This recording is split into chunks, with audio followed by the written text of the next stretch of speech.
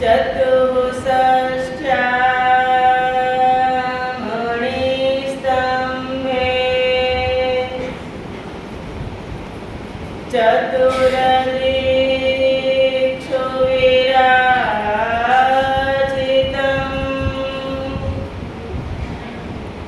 तत्र सिंहासने ध्याये कृष्णं कमललोचनं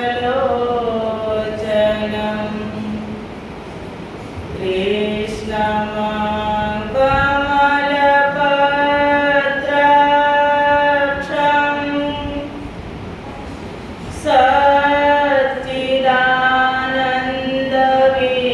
सच्चिदानन्दविग्रहं सखीयुधान्तरचरं प्रणमामि परात्परं प्रणमामि परात्परम्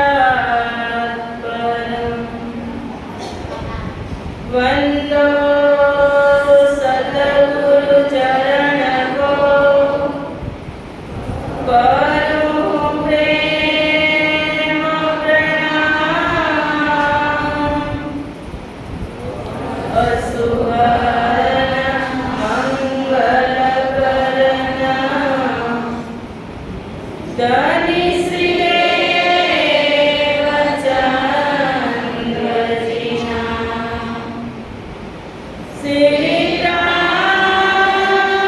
श्रीप्राणनाथ निजमूलपति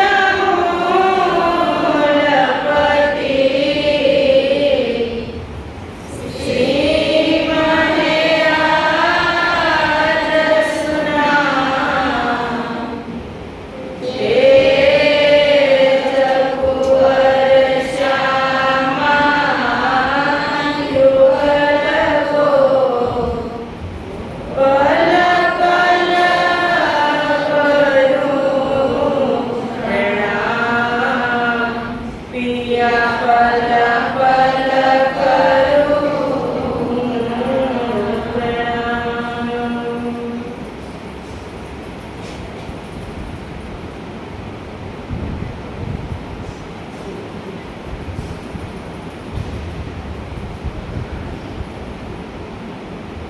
बोलो श्री प्राणनाथ प्यारे की जय।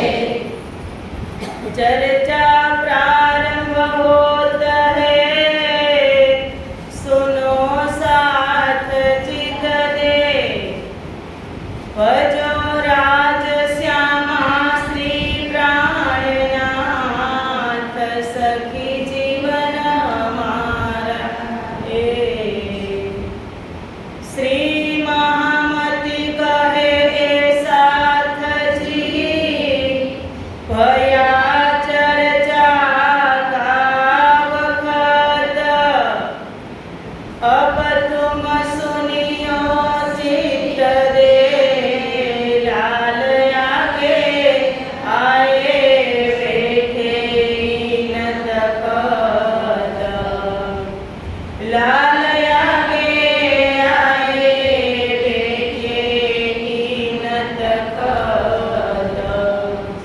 बोलो श्री प्राणनाथ प्यारे की जय। खेले मिलन निज जना, पहले 11 वर्ष। ताऊ पर 52 दिन, काल माया ब्रह्मांड में खेले मिलन निज जना। ता पीछे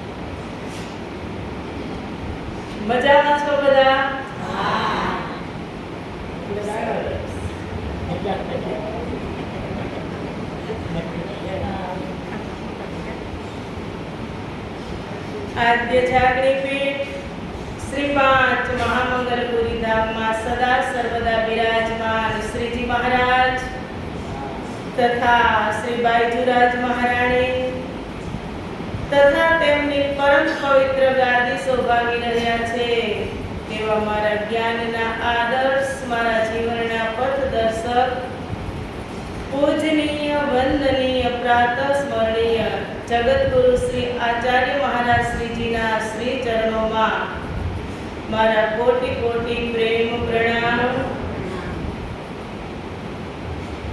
બ્રહ્મલીન દાદા શ્રી શ્યામદાસજી મહારાજનો આ પરમ પવિત્ર દરબાર અને આ પવિત્ર અને પુણ્ય ભૂમિમાં સુંદર વિતક કથાનું આયોજન અને કથાના આયોજક છે શ્રી તેજ કુંવર મહિલા મંડળ. નામ બોલીને તો ધન્ય થઈ જાય. શ્રી તેજ કુંવર મહિલા મંડળ એમના તરફથી જ આ બ્રહ્મ યજ્ઞ છે. તો તે તેજ કુંવર મહિલા મંડળના તમામ સદસ્યો તથા જે આ મીડિયાના માધ્યમથી બ્રહ્મવાણી અખંડ કરી રહ્યા છે તેવા અમારા સુપુત્ર સુમિત પૂજારી મહારાજ, ભાઈઓ, બહેનો, માતાઓ અને રાજજી મહારાજના અત્યંત લાડીલા એવા ધર્મપ્રાણ ધર્મ શિરોમણી સુંદર સાહેબજી, તમારા હૃદયમાં બિરાજમાન શ્રી રાજશ્યામાજીના શ્રી ચરણોમાં મારા કોટી કોટી પ્રેમ પ્રણામ. પૂર્ણ બ્રહ્મ પરમાત્માની અસીમ કૃપા, શ્રી બાઈજુરાજ મહારાણીની અસીમ મહેરથી લાલદાસજી વિરચિત વિતક કથાનો આજે ચોથો દિવસ અને ચોથા દિવસની કથામાં જ ચોથા સ્વરૂપની લીલા પ્રગટ થશે. પણ 4-4.5 કલાક પછી તો જે નિત્ય નિયમ છે, સ્વામી શ્રી લાલદાસજી મહારાજ બંગલાજી દરબારમાં વિતક લખવા બેઠા ત્યારથી જ જે હજારોની સંખ્યામાં સુંદર સાથ તેમની સાથે બેઠા છે, તો જ્યાંની કથા લખાય છે ત્યાં લાલદાસજી મહારાજ મન અને બુદ્ધિથી સુંદર સાથને અલગ અલગ ધામની અંદર, અલગ અલગ ક્ષેત્રની અંદર ક્યારેક ભવિષ્ય પુરાણની વાત રાજાઓની, તો ક્યારેક વેદ વેદાંતની વાત, શાસ્ત્રોની વાત, અવતારોની વાત અને મહાકારણની વાત ની અંદર લાલદાસજી મહારાજ બ્રહ્મપ્રિયાઓને પોતાની પનાહમાં રાખી અને પરમધામ દર્શન કરાવે છે.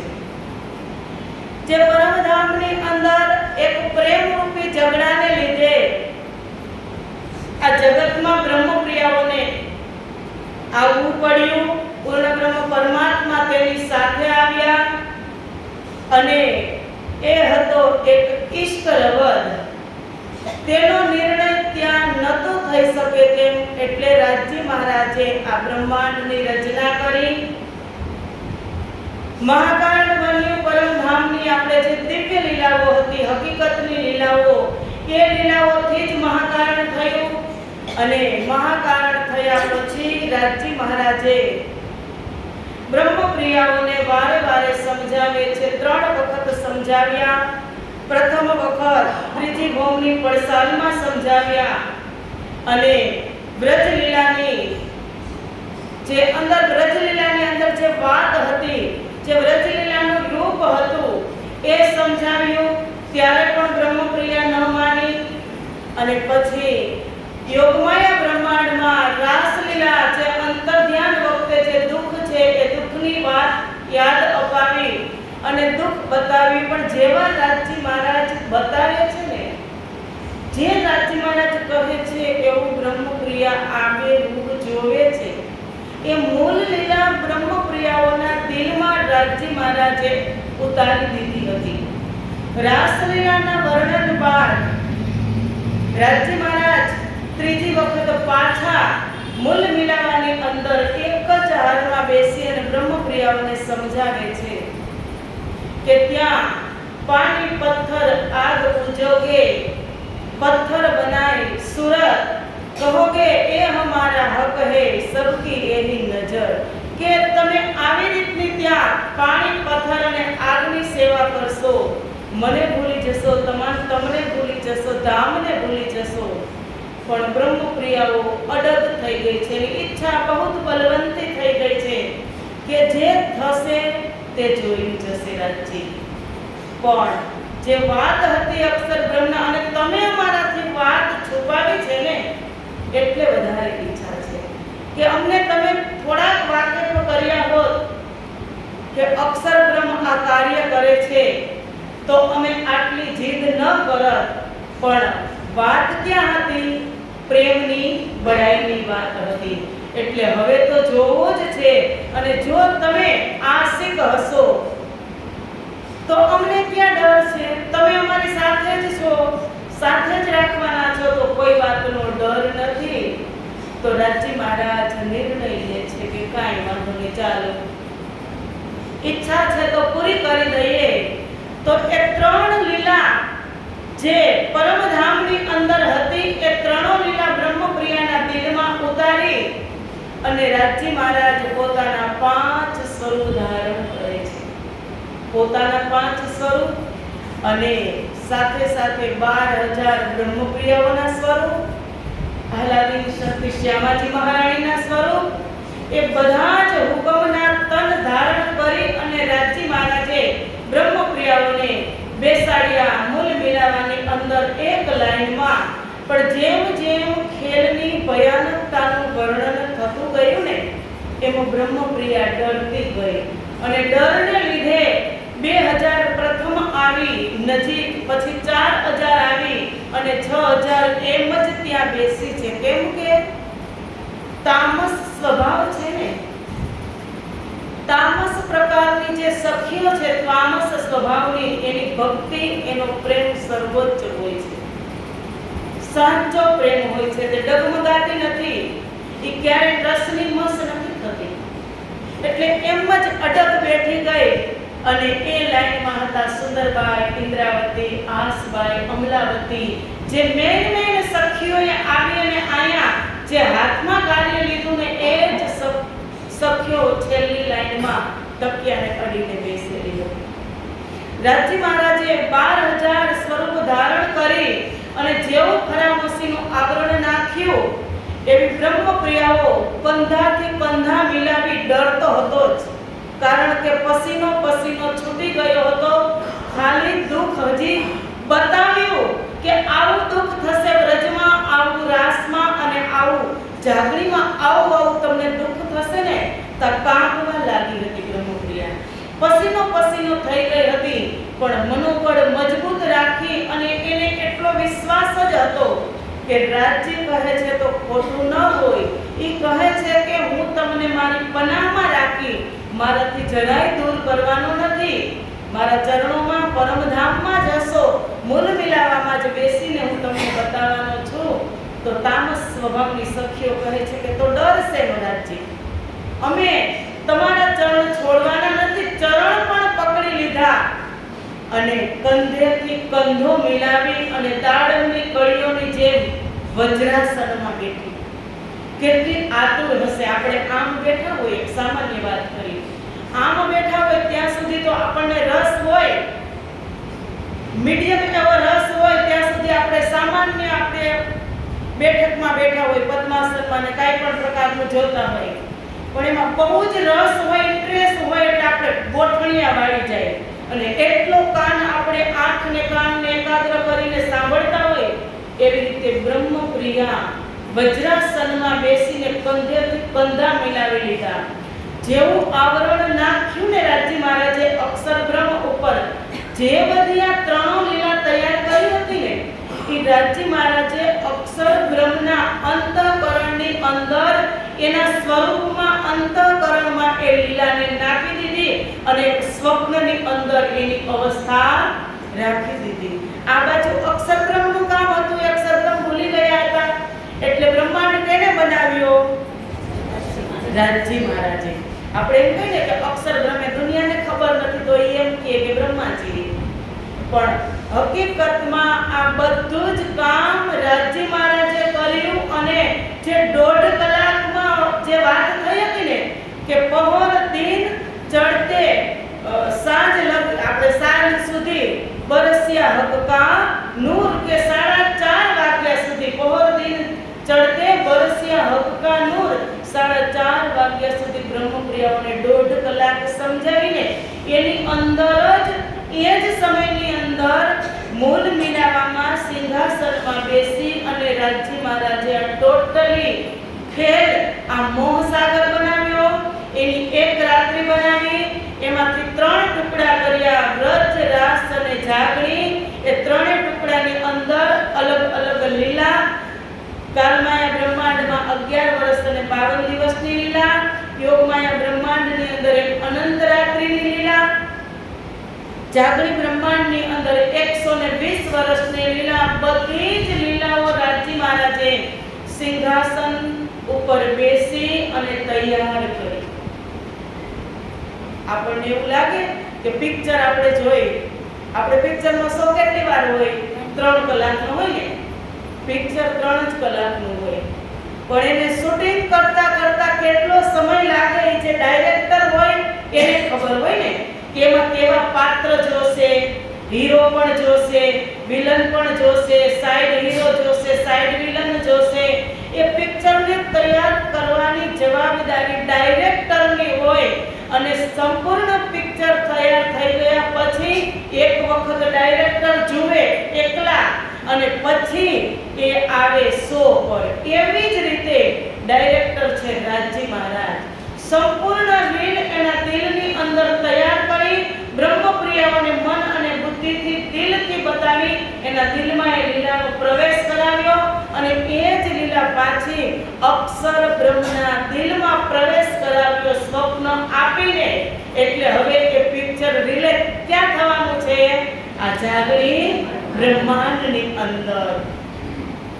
આપણે તો વાંચતા હોય કે પારાયણ કરતા હોય તો આપણને એ જે રાજી મહારાજે જે મહેનત કરી, જે જંગ કર્યો, એના જે વિચારો છે, એની અંદર જે સંકલ્પ વિકલ્પ છે, એનું ચિંતન આપણે ક્યારેય કરતા નથી. આપણને તો તરત શું જોઈ?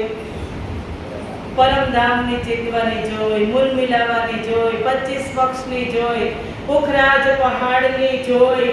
પણ સુંદર સાહેબજી એમને એમ 10 માળ ન ચડી જવાય, પેલા પાયો મજબૂત હોવો જોઈએ. ફાઉન્ડેશન મજબૂત હોય તો ઇમારત ક્યારેય ન પડે. તમે ચિતવણી કરતા હોય પુખરાજ પહાડની, ઠીક છે, કરવાની કોઈ તકલીફ નથી, પણ એની પહેલા જે તમે આ ચિતવણી કરો કે રાજી મહારાજે જે પિક્ચર તૈયાર કરી પોતાના દિલમાં, એનો એજન્ડા કેવા હતા, ત્યારમાં બધા એ દ્રશ્ય કેવા હશે, રાજી મહારાજે કેવી રીતે પાત્ર તૈયાર કર્યા હશે. અને રાજી મહારાજને સંસાર બનાવવા કેટલાથી કેટલા દ્વારા જવું પડ્યું. પોતાના દિલમાં બનાવ્યો, સખીઓને આપ્યો, અક્ષરબ્રહ્મને આપ્યો, અને અહીંયા પણ અક્ષરબ્રહ્મની સાથે સ્વયં આવેશ સ્વરૂપે પોતે જ આવ્યા. અને આવ્યા પછી સુંદરબાઈ શ્યામાજીમાં પણ પડતા પાછળ તે રહ્યા, ઇન્દ્રાવતીમાં પણ તે રહ્યા, અને અનેક જે કષ્ટો જાગૃત બ્રહ્માંડની અંદર હતા એ પણ એમને જ ઝેલ્યા. એ ચિત્રની આપણે ક્યારે કરતા નથી. અને એ ચિત્રનીમાંથી જે પ્રેમની ધારા પ્રવાહિત થશે ને, ક્યારેક પ્રેક્ટિકલ કરી જોજો.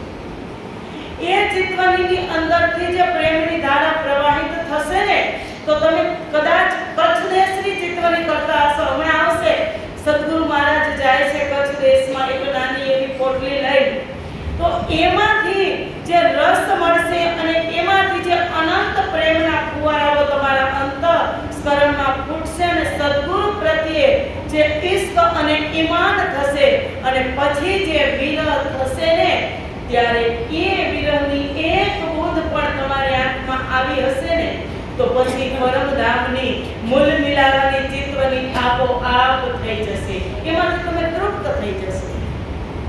આ એ જીવનની વાત છે.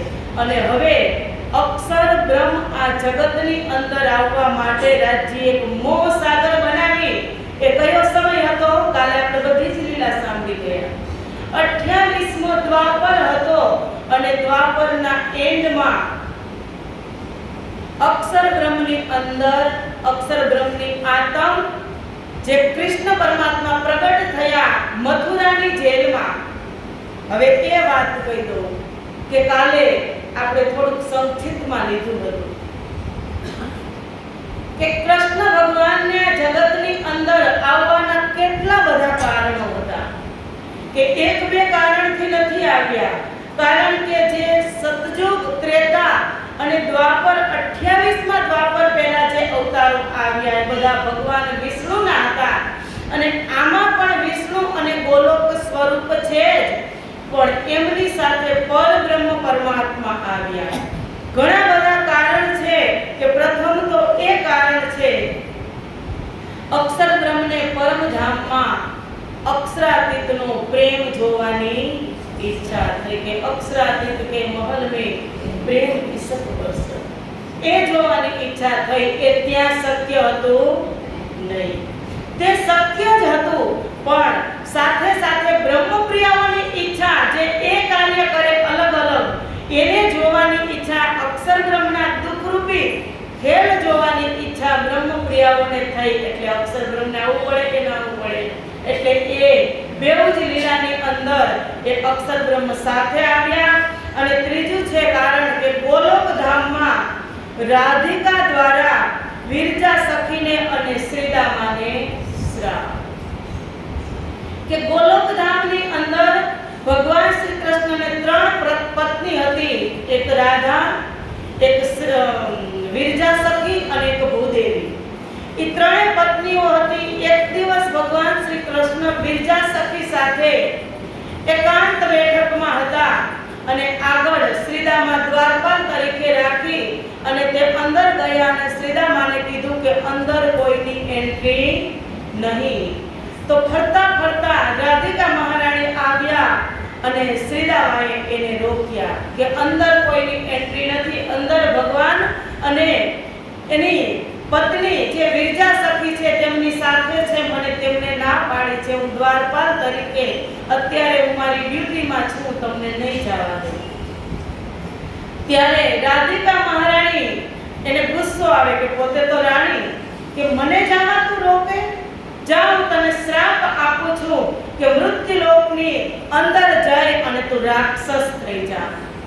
ત્યારે શ્રીદામા સામો શ્રાપ આપે છે કે તું મને રાક્ષસ થવાનો શ્રાપ આપે છે તો તું જા. ભૂતલ ઉપર જ્યારે તું જાઈશ ત્યારે ભગવાન કૃષ્ણ અત્યારે તને મળવાની ઉતાવળ છે, પણ તું બીજા જન્મમાં જ્યારે તું જાઈશ ત્યારે કૃષ્ણ પરમાત્મા તું વિયોગ કરી કરી અને તું રડી રડી અને થાકી જાય પણ તારો અને કૃષ્ણનો વિયોગ જ રહેશે. સંયોગ ક્યારેય થશે નહીં. આટલા વર્ષોની તારે દૂરી રહેશે. ઈ શ્રીદામાએ શ્રાપ આપ્યો રાધાને. એ વાત થતી હતી ત્યાં ભગવાન શ્રી કૃષ્ણ બહાર આવે છે અને કહે કે અરે તમે બંને જણા શું કરી બેઠા? કાંઈ વાંધો નહીં, જે થવાનું હતું તે તો થઈ ગયું, પણ હવે શ્રીદામાને કહે છે કે તારો ઉદ્ધાર કરવા માટે પણ મારે આવવું પડશે. અને રાધાને પણ કહે છે કે તારો પણ શ્રાપનું નિવારણ માટે મારે જગતની અંદર આવવું પડશે. એ જ વિરજા સખીને પણ શ્રાપ આપે છે. વિરજા સખી પણ શ્રાપ આપે છે કે અમે બેઠા હતા અને તું આ બેઠકની અંદર શું કામ આવી? ત્યારે કીધું કે જા તું. રાધા એમને પણ શ્રાપ આપે છે કે તું નીર થઈ જા. એટલે આ જગતની અંદર ત્રણોને શ્રાપ તો લાગ્યો જ છે અને ભોગવવો જ પડ્યો કે જે શ્રીદામા હતા કે ભૂતલ ઉપર આવી અને કંસ રાક્ષસ બન્યા. અને જે વિરજા સખી હતી તે જમુનાજી બની અને જે રાધા હતી એ તો રાધા સ્વરૂપે જ આવી, પણ એને જે વિયોગ હતો એ વિયોગ એને બહુ જ સહન કર્યો. કૃષ્ણ પરમાત્માને ક્યારેય મળ્યા નથી. આ કારણથી આ ત્રીજું કારણ હતું આ જગતની અંદર આવવાનું. અને ચોથું કારણ હતું કે મૃત્યુલોકમાંથી કંસના ત્રાસથી પૃથ્વી છે એ ગાયનું રૂપ ધારણ કરી અને બ્રહ્માજી પાસે બ્રહ્માજીના ચરણે ગઈ. ત્યારે પણ ગોલોકીનાથ શ્રી કૃષ્ણ આવ્યા. કારણ કે પૃથ્વી ઉપર અત્યાચાર કરતો હતો કંસ અને એ પૃથ્વીથી સહન ન થયું એટલે તે ગાયનું રૂપ ધારણ કરી અને બ્રહ્માજીના શરણે જાય છે. અને બ્રહ્માજી ગોલોકીનાથના શરણે જાય છે કે તમે પણ પૃથ્વી ઉપર અવતાર ધારણ કરો. એટલે હવે બ્રજમંડળ બનશે ને ત્યારે તમે જોજો. પછી ચોથું કારણ હતું વૈકુંઠની અંદર જય વિજયને શ્રાપ કે જે દ્વારપાલો હતા, ભગવાન વિષ્ણુના દ્વારપાલો હતા. અને ભગવાન વિષ્ણુ એક બેઠકની અંદર હશે અને બંને ભાઈ હતા. એ દ્વારપાલ ભાઈ તો નહોતા પણ જય અને વિજય એ બે હતા. ત્યારે સનકાદિકો ભગવાનના દર્શન કરવા આવે છે. ત્યારે સનકાદિકો રોકે છે, સનકાદિકોને રોકે છે. જયને વિજય એ મળવા નથી દેતા. એટલે સનકાદિકો શ્રાપ આપે છે કે જાઓ તમે બંને ભૂતલ ઉપર જઈ અને રાક્ષસ થઈ જાઓ.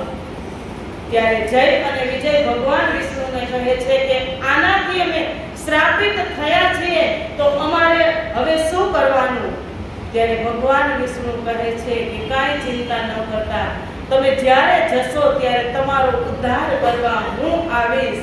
પણ એક શરત મૂકી કે જો તમે વેર ભાવે ભગવાનની ભક્તિ કરશો તો 3 જન્મમાં મુક્તિ મળશે અને પ્રેમથી ભક્તિ કરશો તો 7 જન્મમાં તમને મુક્તિ મળશે. એટલે જય વિજયે વિચાર્યું કે તો શું કામ આપણે વેર ભાવમાં ભક્તિ ન કરીએ? એટલે તે વેર ભાવમાં ભક્તિ કરે છે. જ્યારે સતયુગ હતો ત્યારે સતયુગની અંદર બે ભાઈ થઈ અને આવ્યા હિરણ્યાક્ષ અને હિરણ્યકશિપુ. બંને ભાઈ થઈ અને આવ્યા. અને ત્યારે સનકાદિક તરીકે પ્રહલાદ હતો એની સાથે એમને હેરાન કર્યા અને એને ઉદ્ધાર કરવા માટે નૃસિંહ અવતાર વૈકુંઠથી આવ્યા.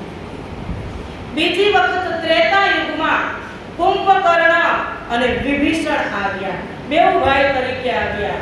વેર ભાવમાં ભગવાન શ્રી રામની ભક્તિ કરે છે અને તેમાં સનકાદિક તરીકે વિભીષણ આવ્યા તેમને સમજાવવા.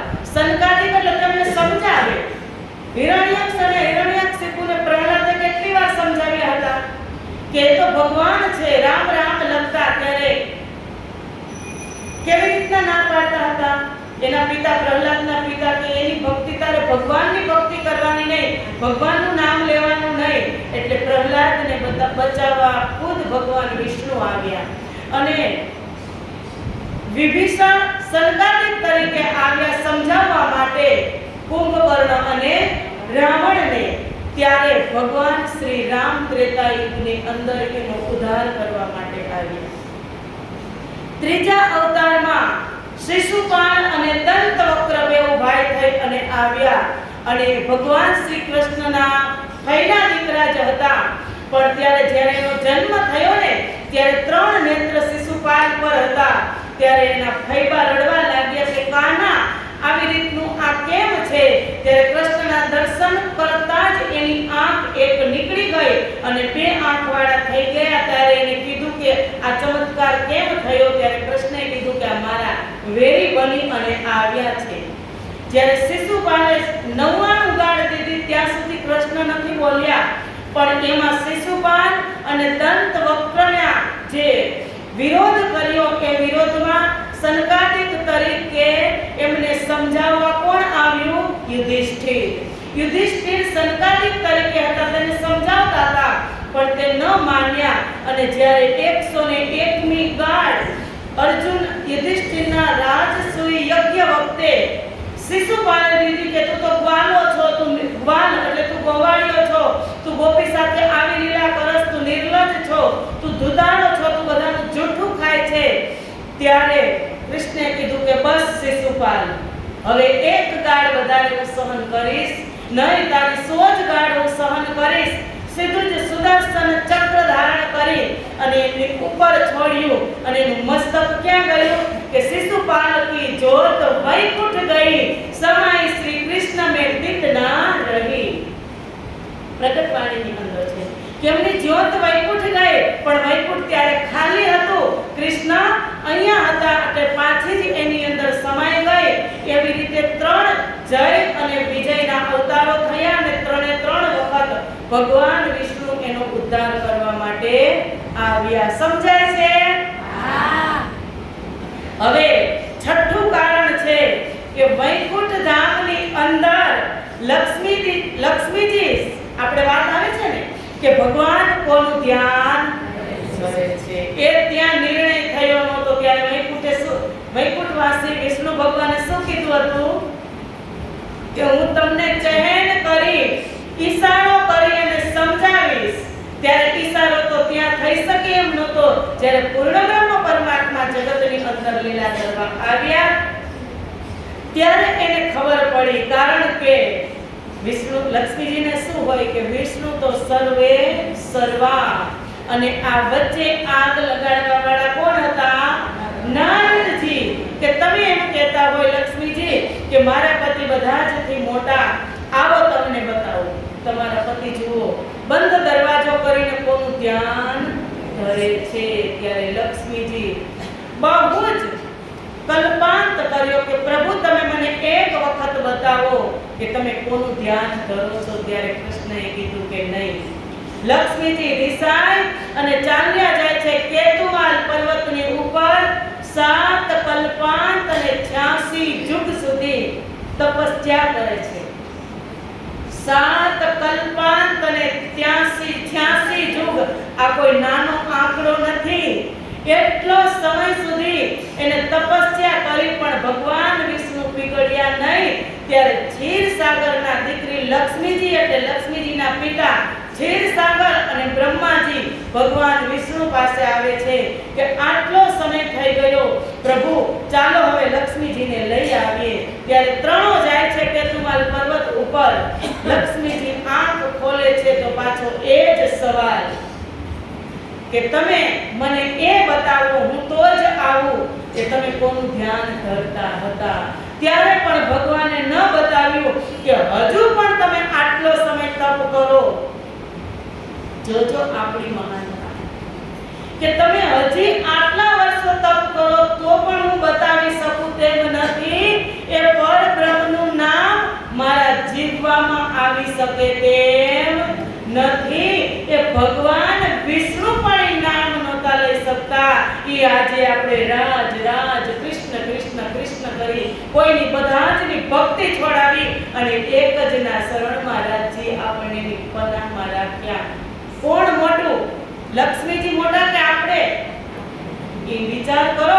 આપણી વાસ્તવિકતા ક્યારેય ભૂલવાની નથી કે હું કોણ છું। હું એક એવી રાજાની રાણી છું, એક એવા ચક્રવર્તી સમ્રાટની મહારાણી છું કે હું ગમે ત્યાં આડે ધડ હું નમવાની નથી। આ શીશ એક એવી વસ્તુ છે કે ગમે ત્યાં નમે ને એ પણ આના માલિકને ગમતું નથી। પાત્ર હોય ત્યાં જ નમવાનું। એટલે આ એક કામ થયું હતું। કયું કારણ હતું? વૈકુંઠ ધામમાં લક્ષ્મીજીનું નિરાકરણ કર્યું અને એ લક્ષ્મીજીને પછી તે મનાવી અને લઈ આવ્યા કે ચાલો કાંઈ વાંધો નહીં, હું તમને ઈશારામાં સમજાવીશ। તમારે સમજી જવાનું, હું મોઢેથી તો ક્યારેય કહેવાનો નથી। અને ઈશારો કર્યો જ્યારે ભગવાન શ્રી કૃષ્ણ અને રૂક્ષ્મણીના લગ્ન થતા હતા અને માધવપુરનો માંડવો હતો અને ત્યાં ધવલ મંગલ ગાયે સોહામણી જે વ્રજ અંગનાઓ પૂર્ણ બ્રહ્મ પરમાત્માના વ્રજની લીલાના વધામણા ગાતા હતા, મંગલ ગીત ગાતા હતા।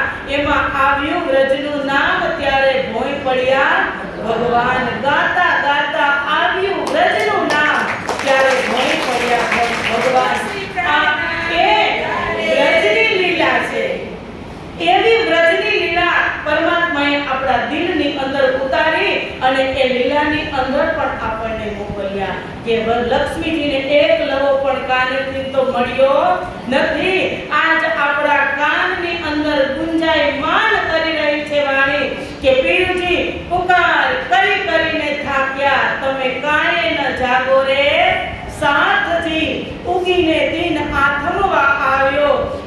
પડશે તે આડી રાતજી. સમય નથી. હવે સાતમું કારણ બતાવી દઉં કે મૃત્યુલોકમાં વસુ અને ધરા નામના દંપતીની તપસ્યા હતી. આ મૃત્યુલોકની અંદર વસુ અને ધરા નામના દંપતી એવા ગોલોકીનાથ શ્રી કૃષ્ણના પરમ ભક્ત હતા. એવી તપસ્યા તે જંગલની અંદર કરતા હતા. તેમને કોઈ જ સંતાન ન હતું. તો એની તપસ્યાનું પરીક્ષા લેવા જોજો, જેને જેને વધારે ભક્તિ કરી છે એની પરીક્ષા પરમાત્માએ લીધી જ છે. પરીક્ષા વગર કોઈ દિવસ તે પાસ થાય કે ન થાય, પરમાત્મા તેમની પરીક્ષા કરે. આ વસુ અને ધરાની પરીક્ષા ગોલોકીનાથ શ્રી કૃષ્ણએ કરી અને એક આગંતુકનું રૂપ લઈ, ભિક્ષુકનું રૂપ લઈ અને જંગલમાં ગયા તો ઝૂંપડાની અંદર ધરા એક જ હતા, એકલા હતા અને વસુ તો ભિક્ષાટન કરવા ગયા હતા. કાંઈક આવે માંગીને તો બે જણા ખાઈ લેતા હતા અને ભક્તિ કરતા હતા. તો ધરા પાસે માંગ્યું કે કાંઈક તું અમને ખાવાનું આપ. ત્યારે ધરાએ કીધું કે નહીં, સંતો આવ્યા છે, હું ભૂખ્યા કેમ જવા દઉં, મારે આંગણે આવ્યા છે. ધરા જાય છે બજારમાં, ગામમાં, અને બજારમાં મીઠાઈ વાળાની દુકાને જાય છે અને કહે છે કે ભાઈ તું મને થોડીક મીઠાઈ આપ. ભાઈ મીઠાઈ તો આપે છે, પેલા પૂછે છે કે પૈસા, કે મારી પાસે પૈસા નથી, મારા પતિદેવ આવશે ત્યારે તેમની પાસેથી લઈ અને હું તમને આપી જાઉં. પણ એ ભાઈએ વિશ્વાસ ન કર્યો એટલે ભાઈની દાનત બગડી. કારણ કે ધરા એકદમ સ્વરૂપવાન હતા એટલે એની દાનત બગડી. એટલે એને એમ થયું કે હું મીઠાઈ તો જ આપું, તારા બે સ્તન છે મને કાપીને આપી દે તો જ હું તને મીઠાઈ આપું. ત્યારે ધરાએ એવી સન્નારી હતી કે એને વિના વિલંબે બે સ્તન કાપી અને ભાઈને આપી દીધા. ત્યારે આકાશમાંથી વીજળીનો ગડગડાટ થયો અને બોલ્યા કે ધન્ય છે ધરા તને કે તારા જેવી માતાને કે જ્યાં તારી ઘરે હું પુત્ર થઈને આવીશ અને તારા સ્તનપાન કરીશ. એ આ જગતની અંદર નંદ અને જશોદા બની અને આવ્યા. એમ ન કાંઈ મૂળ મળતા નથી. પરમાત્મા એના સ્તનપાન કરવા સ્વયં આવે છે. અને પછી આઠમું કારણ છે, એવા જ એક દંપતી સુતપા અને પ્રિશ્ની હતા. એને 10,000 વર્ષ વૈકુંઠનાથ શ્રી કૃષ્ણની તપસ્યા કરી અને 10,000 વર્ષે ભગવાન પ્રગટ થયા. 10,000, 10 નહીં હો, 10 વર્ષ નહીં, 10,000 વર્ષ એક પગે ઊભા રહી અને હિમાલયમાં તપસ્યા કરી. ત્યારે ભગવાન વિષ્ણુ પ્રગટ થયા કે હું ખૂબ તમારી ઉપર પ્રસન્ન છું, તમે કાંઈક માંગો. ત્યારે કૃષ્ણએ કીધું કે પ્રભુ કાંઈ જ નથી જોતું, બસ તમારા જેવો એક દીકરો જોઈએ છે. ત્યારે ભગવાને કીધું કે મારા જેવું તો જગતમાં કોઈ નથી, હું સ્વયં આવીશ તમારી ઘરે.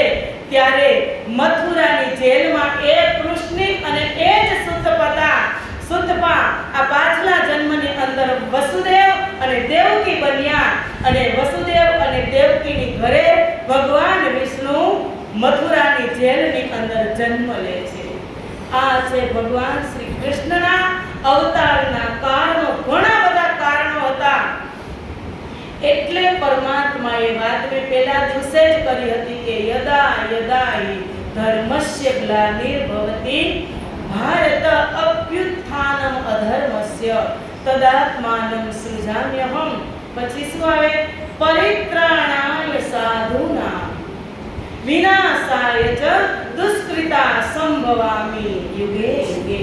કે જે સાધુ, જે ભોળા સ્વભાવના છે, જે મારા ભક્તો દુખી થશે ત્યારે મારે આ જગતમાં જવું જ પડશે.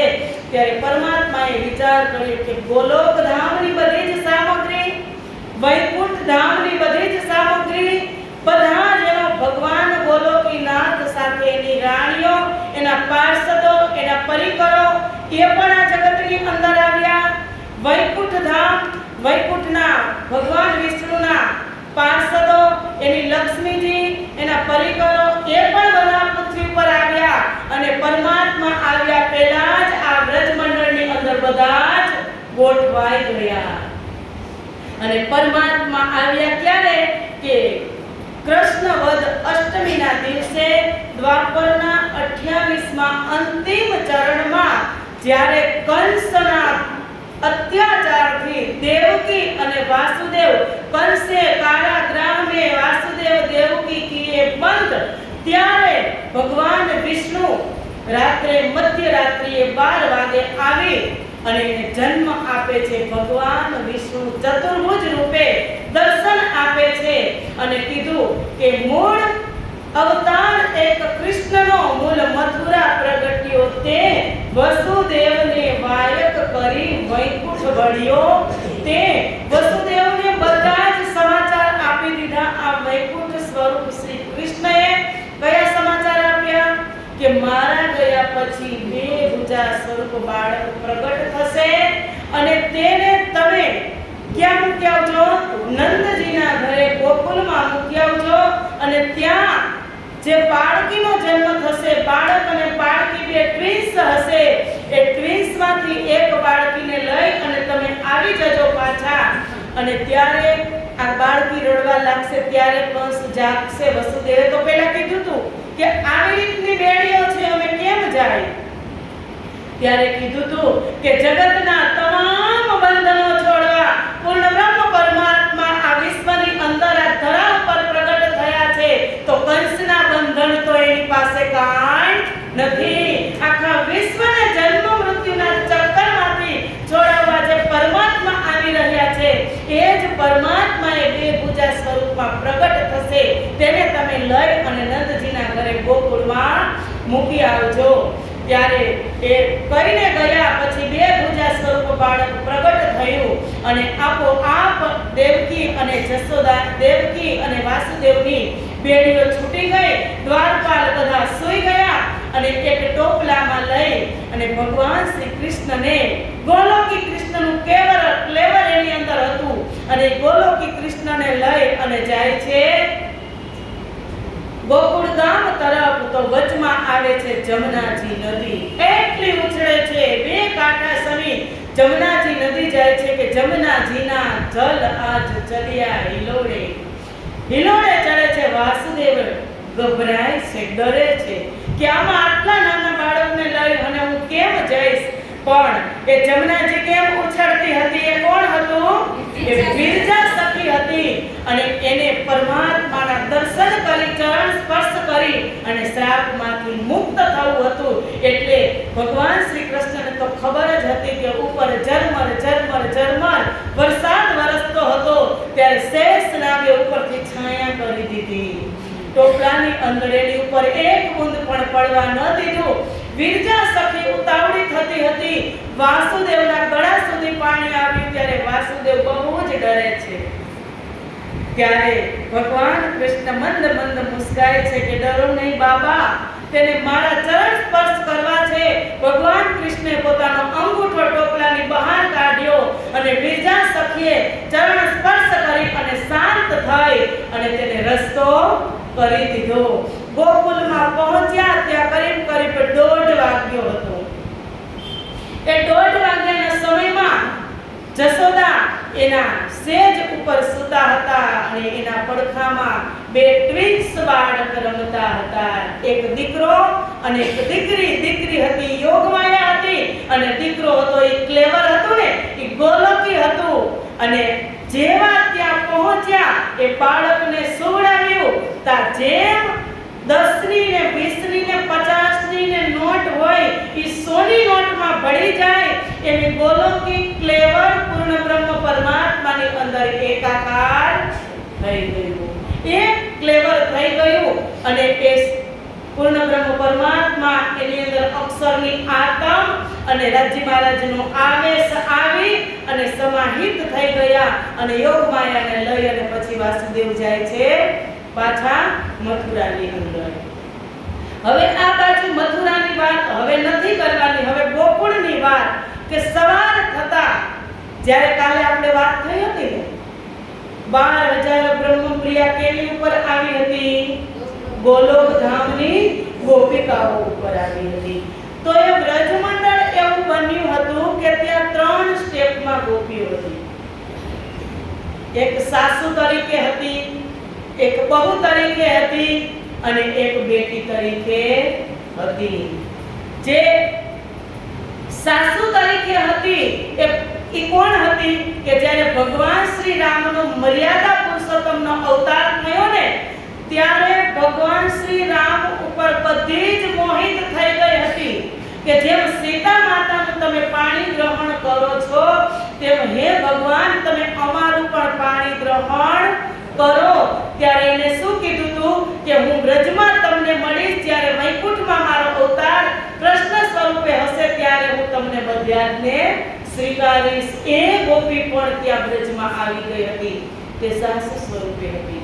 અને જે વહુવાળો હતી નાની યુવા એની ઉપર પરમધામની 12,000 બ્રહ્મપ્રિયાઓ આવી હતી. અને જે બેટી સ્વરૂપે નાની નાની કુમારિકાઓ હતી એની ઉપર 24,000 અક્ષર બ્રહ્મની કુમારિકાઓ આવી હતી. એટલે તો કીધું ને કે ચરણ રજ બ્રહ્મ સૃષ્ટિ કી ઢૂંઢ થકે ઉતરે ગુણામાં કરોડો પ્રકારના જીવ આવ્યા હતા વ્રજમંડળની અંદર. એમાં 12,000 ને ગોતવાને એ બહુ જ મુશ્કેલ.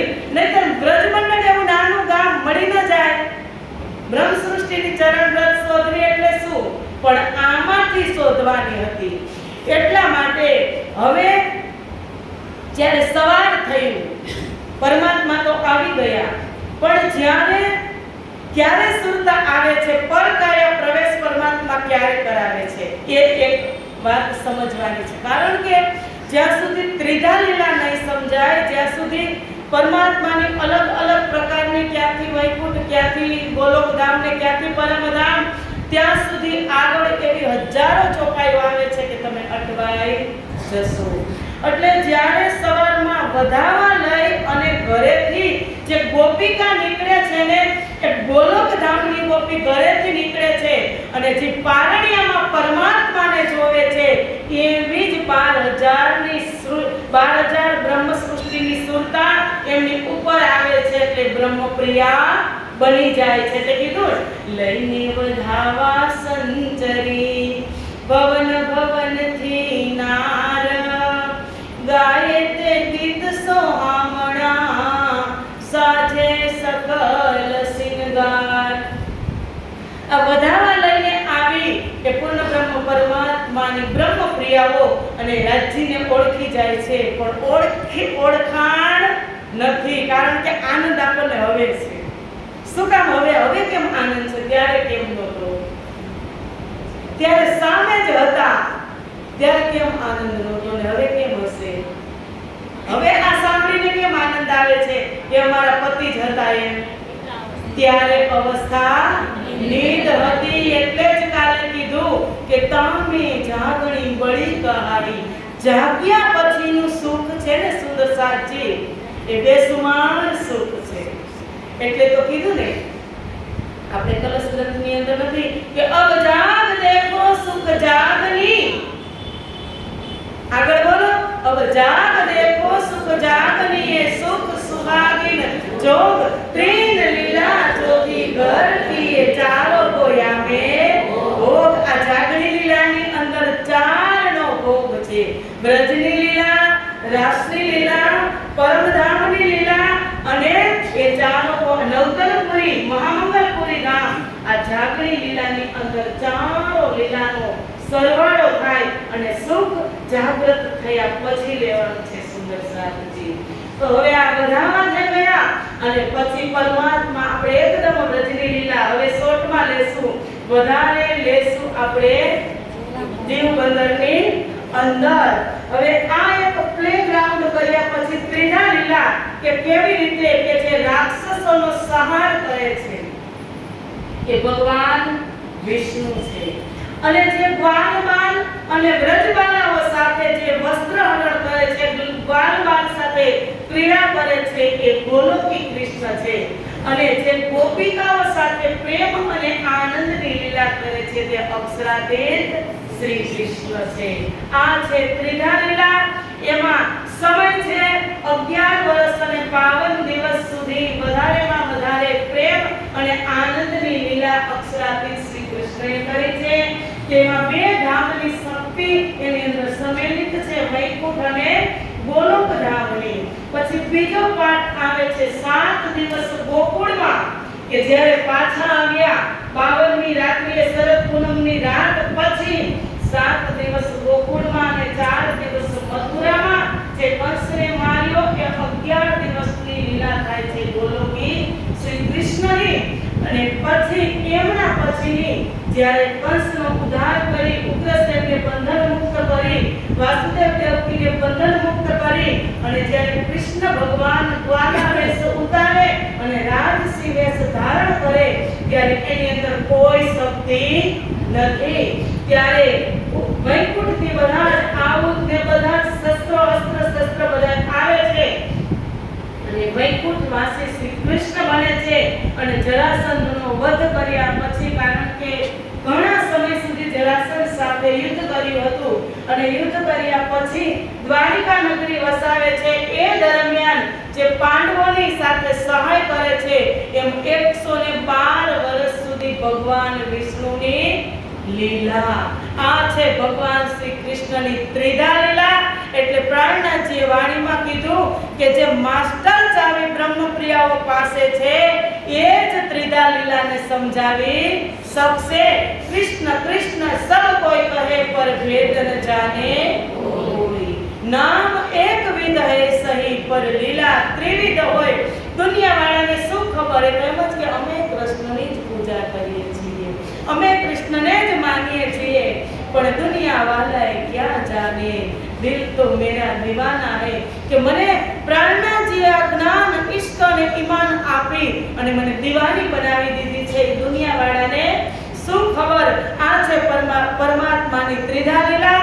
અને હવે ત્રિધા લીલા થયા પછી એક વર્ષે કૃષ્ણ પરમાત્મા 16માં કે કઈ લીલા કરે છે તો 1 વર્ષના કૃષ્ણ થયા ત્યારે જશોદા માતાને પૂરા વિશ્વ બ્રહ્માંડના દર્શન એના મુખમાં કરાવ્યા કે હું પૂર્ણ બ્રહ્મ પરમાત્મા છું. તને એમ લાગે કે તારો દીકરો છું, પણ તને મુક્ત કરવા માટે તને સ્તનપાન કરું છું, પણ હકીકતમાં હું પૂર્ણ બ્રહ્મ પરમાત્મા છું. 1 વર્ષની ઉંમર થઈ ત્યાં સુધી તે લીલા ચાલી. અને બીજા અને ત્રીજા વર્ષની અંદર, બીજું અને ત્રીજું વર્ષ, એ 2 વર્ષની અંદર કૃષ્ણ પરમાત્માએ ગોકુળની અંદર ગોપીઓ સાથે આનંદ અને પ્રેમની અને માખણ ચોરીની લીલા કરી અને ખૂબ બ્રહ્મપ્રિયાઓની સાથે મોજ કરાવી. અને ચોથા વર્ષમાં નલકુબેર અને મણિગ્રીવનો ઉદ્ધાર કર્યો. અને 5મા વર્ષે કાલીનાગને નાખ્યો. 6થા વર્ષમાં બકાસુર, અઘાસુર, ધેનુકાસુરના વધ કર્યા. 7મા વર્ષે 7 વર્ષના થયા ત્યારે મોતીની ખેતી કરી કે જે રાધાજીએ મેણું માર્યું હતું કે હું તો વૃષભાનજીની દીકરી, અમે તો મોતી આપીએ કોઈને.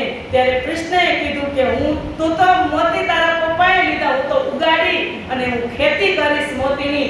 એમાંથી 2 મોતી લઈ અને એને વાવ્યા, મોતીની ખેતી કરી અને પાછા 2 થાળ વૃષભાનજીની ઘરે કૃષ્ણ ભગવાન સામેથી મોકલાવે છે. 8મા વર્ષે ઇન્દ્રનો ગર્વ ઉતાર્યો કે જે ઇન્દ્રની પૂજા કરતા હતા એને બદલે ભગવાન શ્રી કૃષ્ણએ ગોવર્ધનની પૂજા કરાવી. અને 9મા વર્ષે રાક્ષસો, શંખાસુર છે, પ્રલંબાસુર છે, એ બધા મોટા મોટા રાક્ષસો જે અત્યાચાર વ્રજમંડળની અંદર પરેશાન કરતા હતા એમનો વધ કર્યો.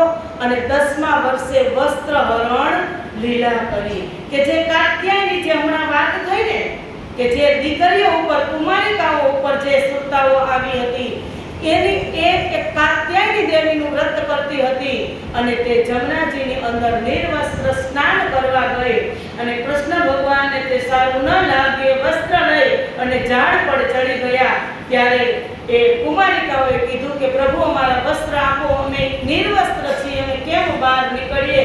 હે પતિદેવ, ત્યારે કીધું કે હું તમારો પતિ નથી, તમે હવે જળની અંદર વરુણ દેવનો વાસ હોય, તમે એને ભરી ચૂક્યું છે, આ સમયે હું તમારો સ્વીકાર ન કરી શકું. જ્યારે યોગમાયા બ્રહ્માંડની અંદર હું જઈશ, હું લીલા કરીશ, ત્યારે તમારો સ્વીકાર કરીશ. એ 24,000 કુમારિકા યોગમાયા બ્રહ્માંડની અંદર 12,000 બ્રહ્મપ્રિયા સાથે રાસ થાય, ત્યારે પરમાત્મા શ્રી કૃષ્ણએ 200 સુરતા એકની અંદર સમાહિત કરી અને એમની ઈચ્છા પણ પૂરી કરી. સમજાય છે?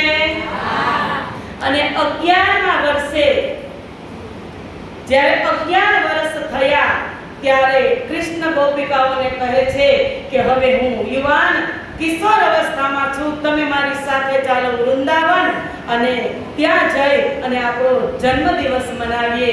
ત્યારે ગોપિકાઓ અનાપ શનાપ શબ્દ બોલી અને કૃષ્ણને ના પાડી દીધી. ત્યારે કૃષ્ણએ પણ કહ્યું કે કાંઈ વાંધો નહીં, હવે હું પણ તમને બોલાવીશ નહીં, જ્યાં સુધી તમે નહીં બોલાવો ત્યાં સુધી હું પણ તમને બોલાવીશ નહીં.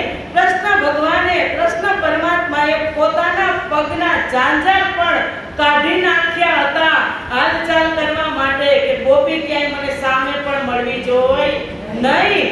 એવી ગોપીઓ સાથે તે પ્રેમની લીલા કરતા હતા અને ગોપીએ ના પાડી. એટલે 52 દિવસ સુધી અબોલા પણ એવું નહોતું સુંદર સાજી. કારણ કે અત્યાર સુધી આનંદ અને પ્રેમ જ હતો, પણ ટેસ્ટ તો કરાવવો જોઈએ ને દુઃખનો. થોડોક દુઃખનો ટેસ્ટ કરાવ્યો કે જ્યારે 52 દિવસના અબોલા થયા ત્યારે મનમાં તો એમ થયું કે કૃષ્ણએ તો કાનાએ તો અમને પ્રેમથી બોલાવ્યા, પણ અમે તેની પાસે જઈ શક્યા નહીં. હવે શું કરવું? વાત આગળ વધી ગઈ છે, હવે એ નહીં રહી શકે તો તે બોલાવશે. હવે 52મો દિવસ આવ્યો ત્યારે શરદ પૂર્ણિમા હતી અને શરદ પૂર્ણિમાના દિવસે એક દિવસ પીયું ગૌ ચરાવવા પહોંચ્યા વૃંદાવન. ગોવાળો ગૌ લે ચલે, પીછે જોગ માયા ઉત્પન્ન. અત્યાર સુધી તો કૃષ્ણ ભગવાન વાછડા જ ચરાવતા હતા, પણ ત્યારે શરદ પૂનમના દિવસે ભગવાન શ્રી કૃષ્ણ ગાયો ચરાવવા ગયા હતા અને ગાયોનું મોટું લાખો હજારો લાખો ગાયો હતી અને સાથે એના 2 ભાઈ હતા, બલરામ અને કલ્યાણજી. આ 2 ભાઈઓને કીધું, આ બલરામ અને કલ્યાણજી કોણ છે તો ખબર છે ને, કહેવાની જરૂર નથી ને. તો 2 ભાઈઓ હતા અને એકને કીધું કે તમે આગળ જાઓ, હું વચ્ચે છું, અને જે વચ્ચે હતા એને એમ કીધું કે તમે અહીંયા રહ્યો, હું પાછળ છું. આવી રીતે બંને ભાઈઓ અને ગાયોને મોકલી અને ભગવાન પરમાત્મા શ્રી કૃષ્ણ વૃંદાવનમાં રહ્યા અને પોતાનું સ્વરૂપ જોઈ અને અહીંથી અપ્સરાતીત શ્રી કૃષ્ણ પરમાત્માએ સંપૂર્ણ આવેશ એની અંદર ઉતાર્યો અને તે 16 કલાએ ખીલી સ્વરૂપવાન શરીર થઈ ગયું, દેદીપ્યમાન સ્વરૂપ થઈ ગયું. એટલે એમનાથી રહેવાયું નહીં. મોહ ઉત્પન્ન થયો, મોહને ગ્રસિત થયા એટલે એને મોહથી જ એક સુંદર મજાનું કેવલ બ્રહ્મની સ્વામીની જે યોગ માયા છે. હવે વાત કરી દઉં કે પરમાત્મા પાસે 2 માયા છે, એક કાલ માયા અને એક યોગ માયા. કાલ માયા છે તે પરમાત્માથી દૂર લઈ જાય, એ કાલ માયા બ્રહ્માંડમાં આપણે જોયું.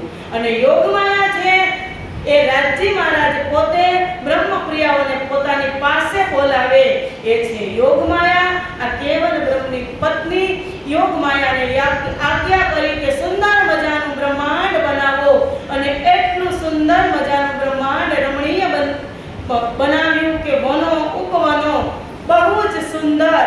એટલે પરમાત્માથી રહેવાયું નહીં અને એને કીધું કે યોગ માયા હવે તું મૃત્યુલોકમાં જા, મારી ગોપિકાને બોલાવી અને તું લઈ આવ.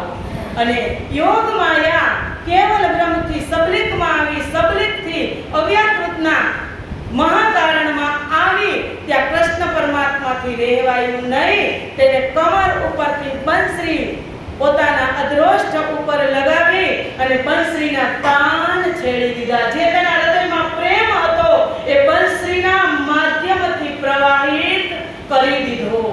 કારણ કે છલકાય તો સાધન તો જોઈને, પ્રેમ છલકાવાનું સાધન તો જોઈને, તો એ સાધન હતું બંસરી.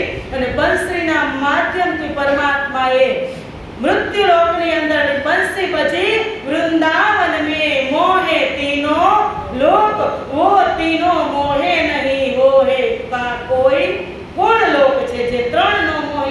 એ 3 ન મોહ્યા, બીજા 14 લોક બ્રહ્માંડ પાતાળ સુધી અવાજ ગયો, મૃત્યુલોક અને આની ઉપર જે 6 લોક છે બધા જ એનો અવાજ, બાંસુરીનો અવાજ, મીઠો મીઠો અવાજ, જેને નસીબમાં હતો, જેને પરમાત્મા પ્રત્યે પ્રેમ હતો, એ આવાજ બંસરીનો મધુર સુર સાંભળ્યો.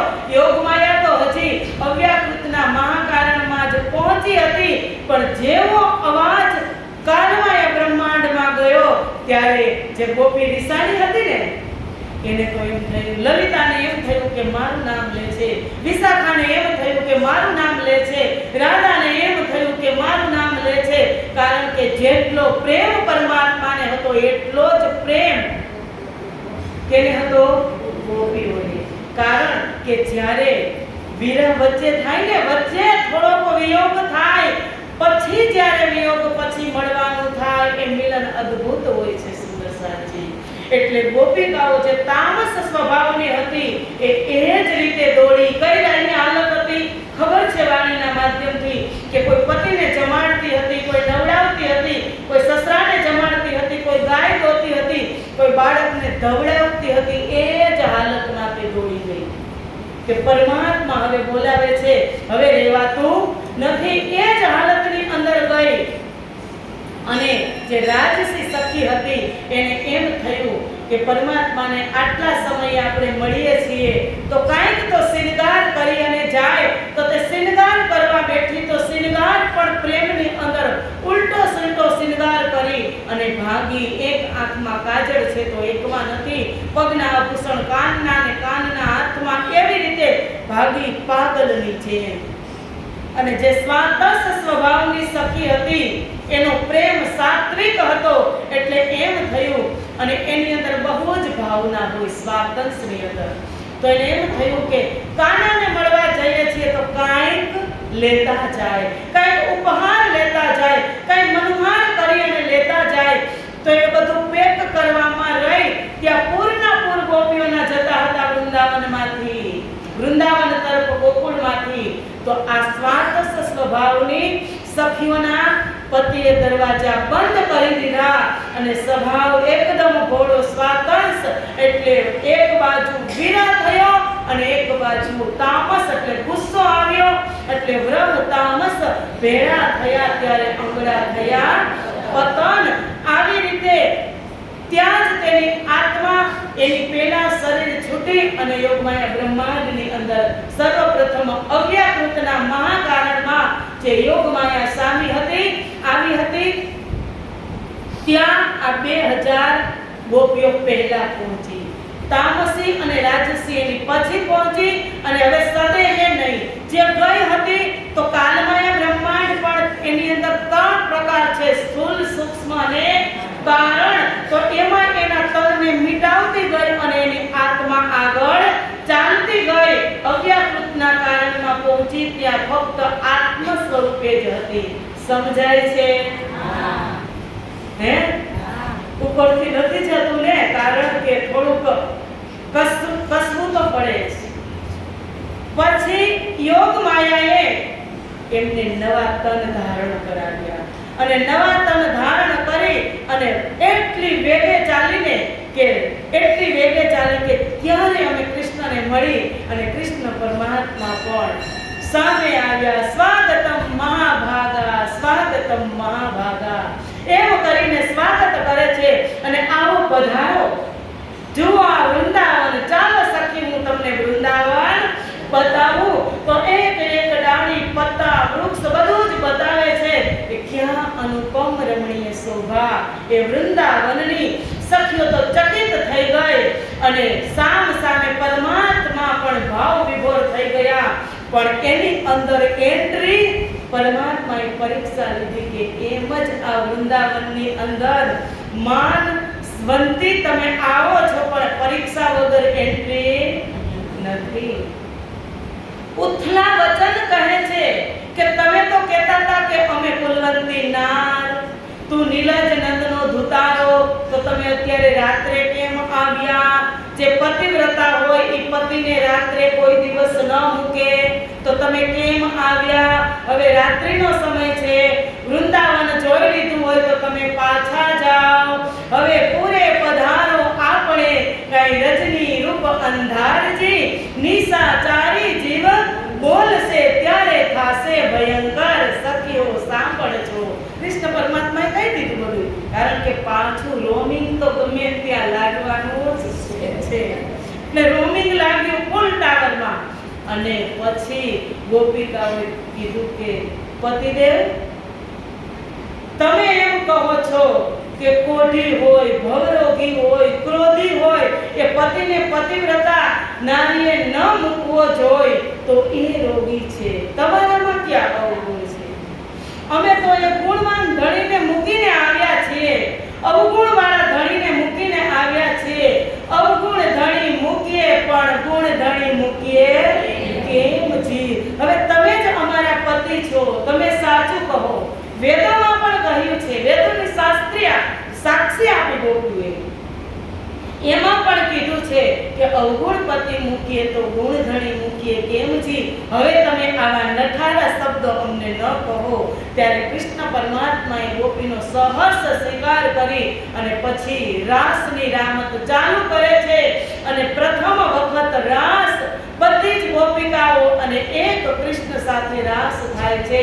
પણ કૃષ્ણ પરમાત્મા એવા એની અંદર ઓતપ્રોત થઈ જાય છે કે ગોપીઓને અંદરથી માન ઉત્પન્ન થાય કે પરમાત્મા અંતર ધ્યાન થઈ જાય છે.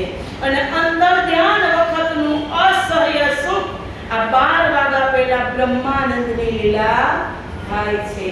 અને પછી જે અસહ્ય દુઃખ ગોપિકાઓને બતાવું તો હતું જ, કારણ કે અક્ષરબ્રહ્મ ક્યાં ધ્યાન કરતા હતા? અક્ષરધામની અંદર. અને એની સુરતાના આત્મા ક્યાં હતા? આત્મા અને આવેશ અહીંયા કૃષ્ણની અંદર બેઠા બેઠા તે જોતા હતા. એટલે એને એમ થઈ ગયું કે આ દો મગન ભયે ખેલે નર નાર, કે આ તો મગ્ન થઈ અને નાચે છે, આને કાંઈ જ અક્ષરને પણ ખબર નહીં પડે કે આ કોણ છે, આ કોણ. એટલે આવેશ એનો ખેંચી લે એટલે પરમાત્મા અંતર ધ્યાન થઈ ગયા. અક્ષર બ્રહ્મ ત્યાં જાગી ગયા અને એને શું કીધું? કોણ વન કોણ સખિયા કોણ હમ, એ ચોક કે ફીરી આતમ. ત્યાં ચોકી ગયા. ત્યાં કયું વન હતું કે જ્યાં કૃષ્ણ આવી રીતની ગોપીઓ સાથે રાસલીલા કરતા હતા? આ કઈ સખીઓ હતી, કઈ વન હતું, અને હું ક્યાં હતો? ત્યારે એને બધું યાદ કર્યું. બહુ જ ડીપમાં ગયા કે એની પહેલા તો બ્રજમાં હતા, માખણ ચોરીની લીલા કરતા હતા, સ્વયં હું જોતો હતો. એટલે એને બ્રજની લીલા ક્યાં અખંડ કરી? બુદ્ધિની અંદર બ્રજની લીલાને સંઘર્ષ બધો અંદરથી સંગ્રહ કરી લીધો, યાદ કરી. એ હું તમને ચિત્તવનની વાત કરતી કે સેજ યાદ કરશો ને એટલે આગળ ચાલ્યું જ જશે. રાસને યાદ કર્યો તો વ્રજ સુધી અક્ષર બ્રહ્મ પહોંચી ગયા. વ્રજને પણ એની બુદ્ધિમાં અખંડ કર્યો અને રાસને પણ એની બુદ્ધિમાં અખંડ કર્યો. એટલે એનું નામ છે જાગ્રત બુદ્ધિ, મહાન બુદ્ધિ.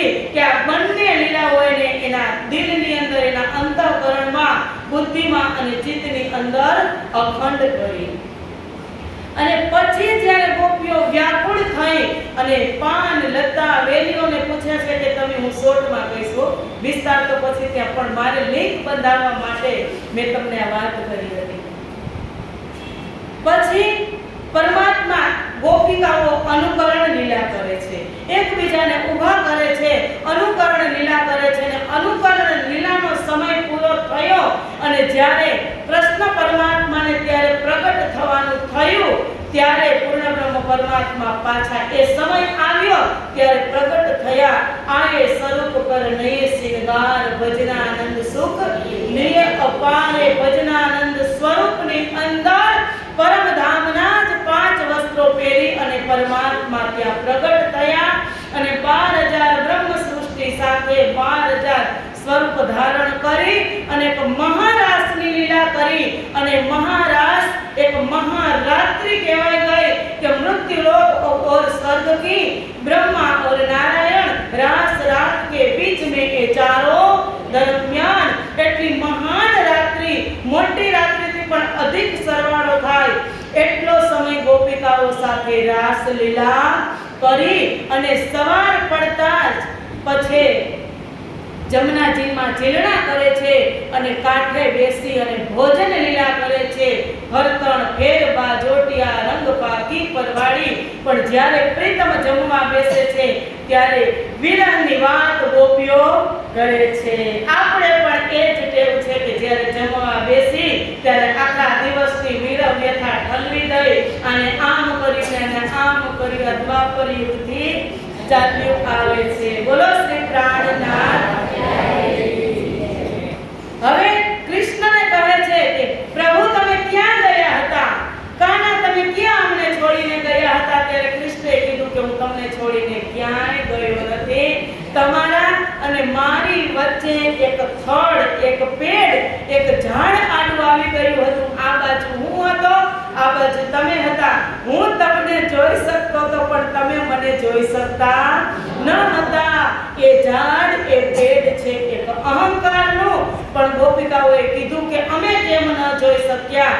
તમે વિલાપ ન કરો, હું તમારી પાસે જ હતો એમ કૃષ્ણએ સમજાવ્યા, આશ્વાસન આપ્યું. પણ જે સાતસ સ્વભાવની ગોપિકાઓ હતી એને એમ કીધું કે હવે વાલા હું એટલું માગું, હિન એક અડબો ન થઈએ, જ્યાં અમને વ્રહ નહીં તા ચાલો તે ઘર જઈએ. કે અમે એક ક્ષણ પણ તમારા વગર નહીં રહી શકી.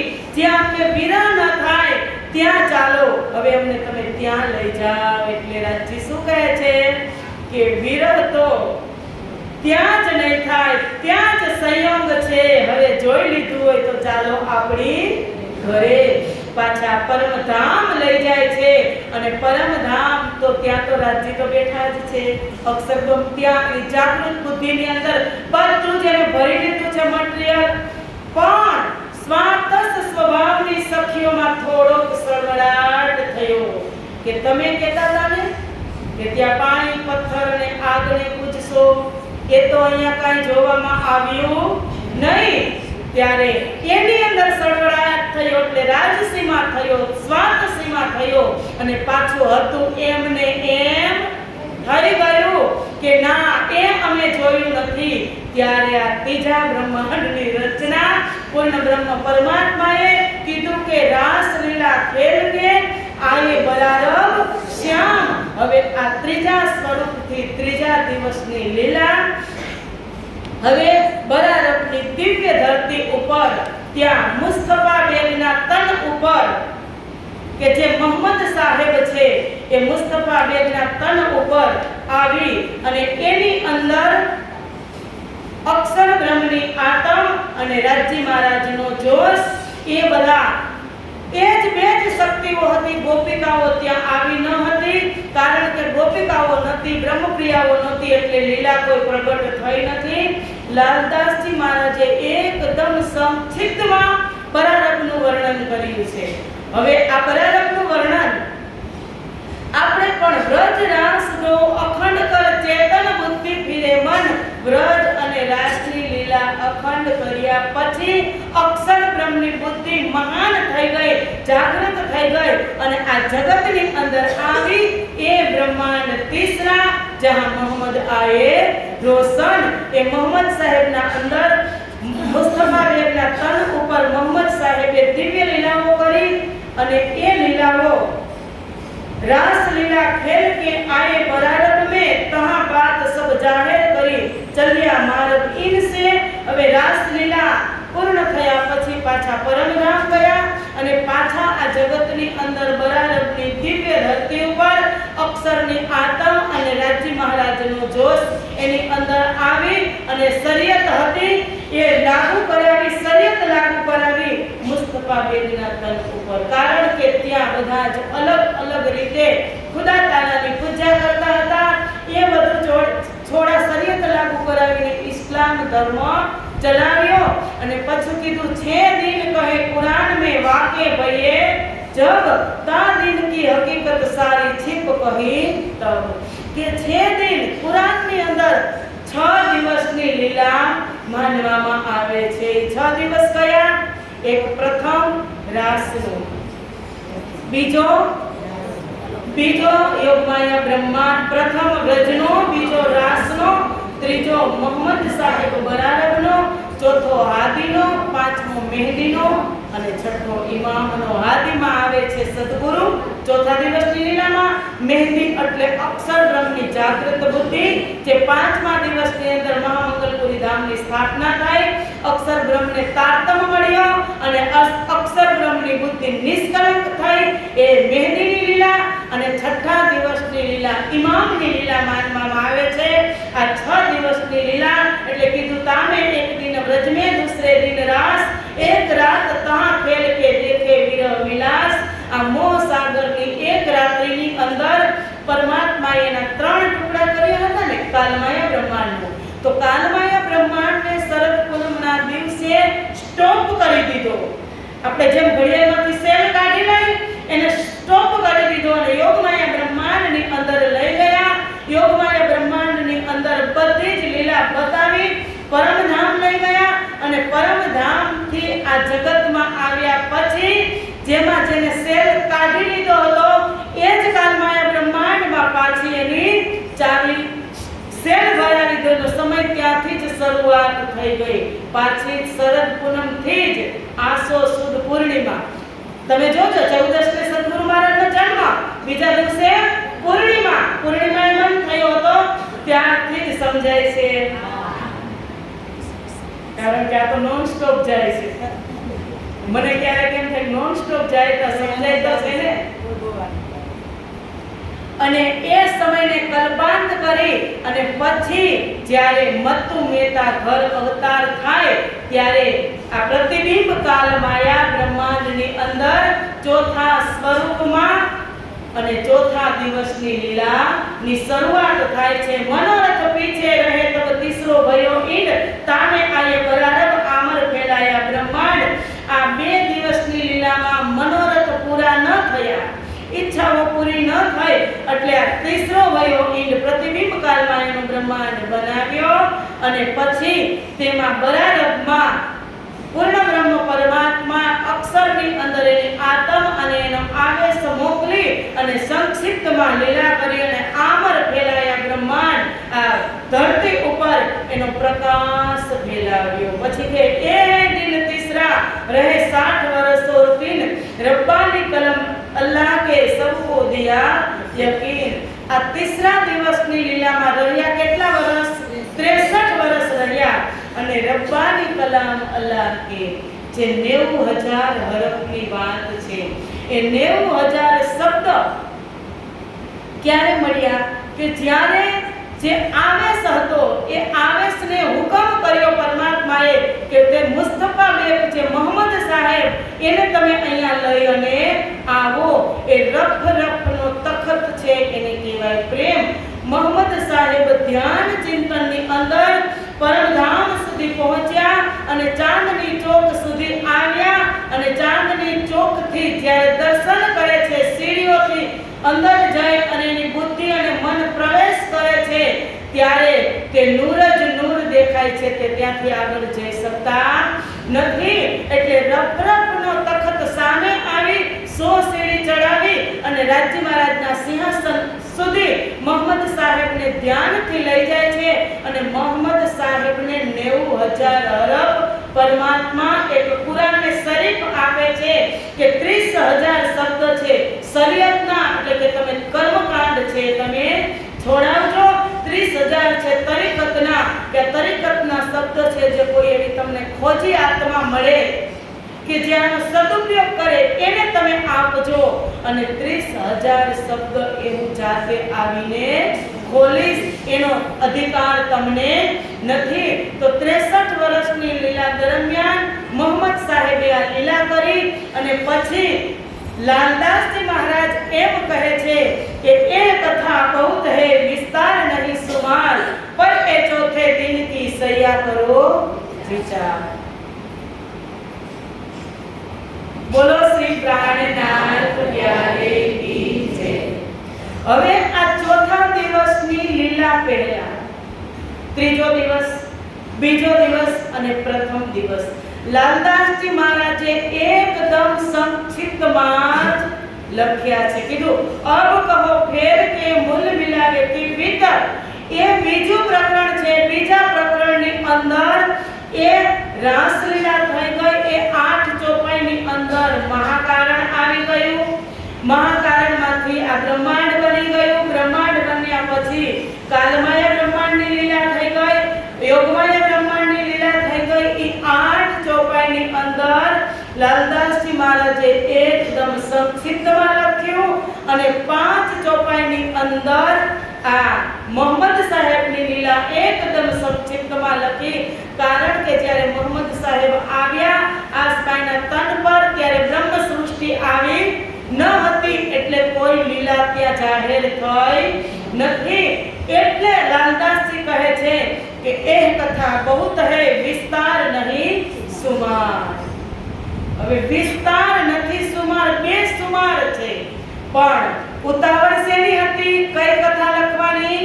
નિષ્કલંક બુદ્ધ અવતારની કથા લખવાનો એને જલ્દી આદેશ હતો.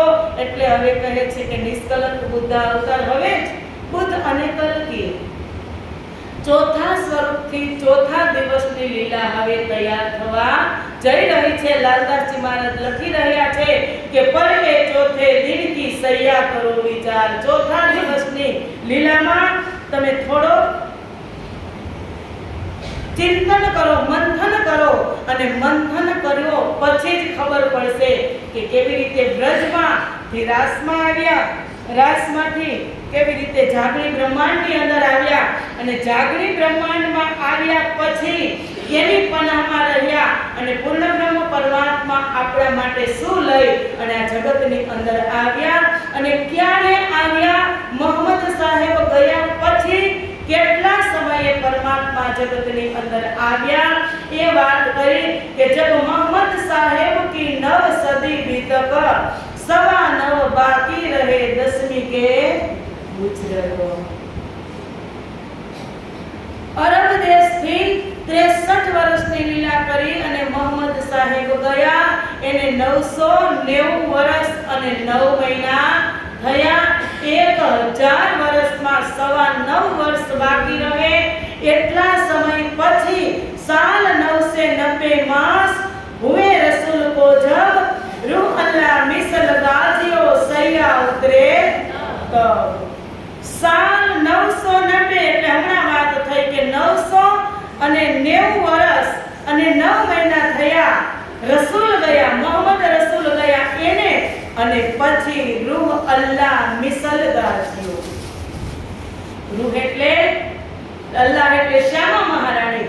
શ્યામા મહારાણી આ જગતની અંદર પોતાની મર્દોની જમાન જે 12,000 બ્રહ્મપ્રિયાઓ સાથે આ જગતની અંદર તેનું અવતરણ થાય છે. સૈયા ઉતરે તબ. સુંદર સાજી આપણા હાદી સદગુરુ ધણી શ્રી દેવચંદ્રજી મહારાજ કે જે બ્રહ્મપ્રિયાઓના સદગુરુ બની અને આ જગતમાં આવ્યા.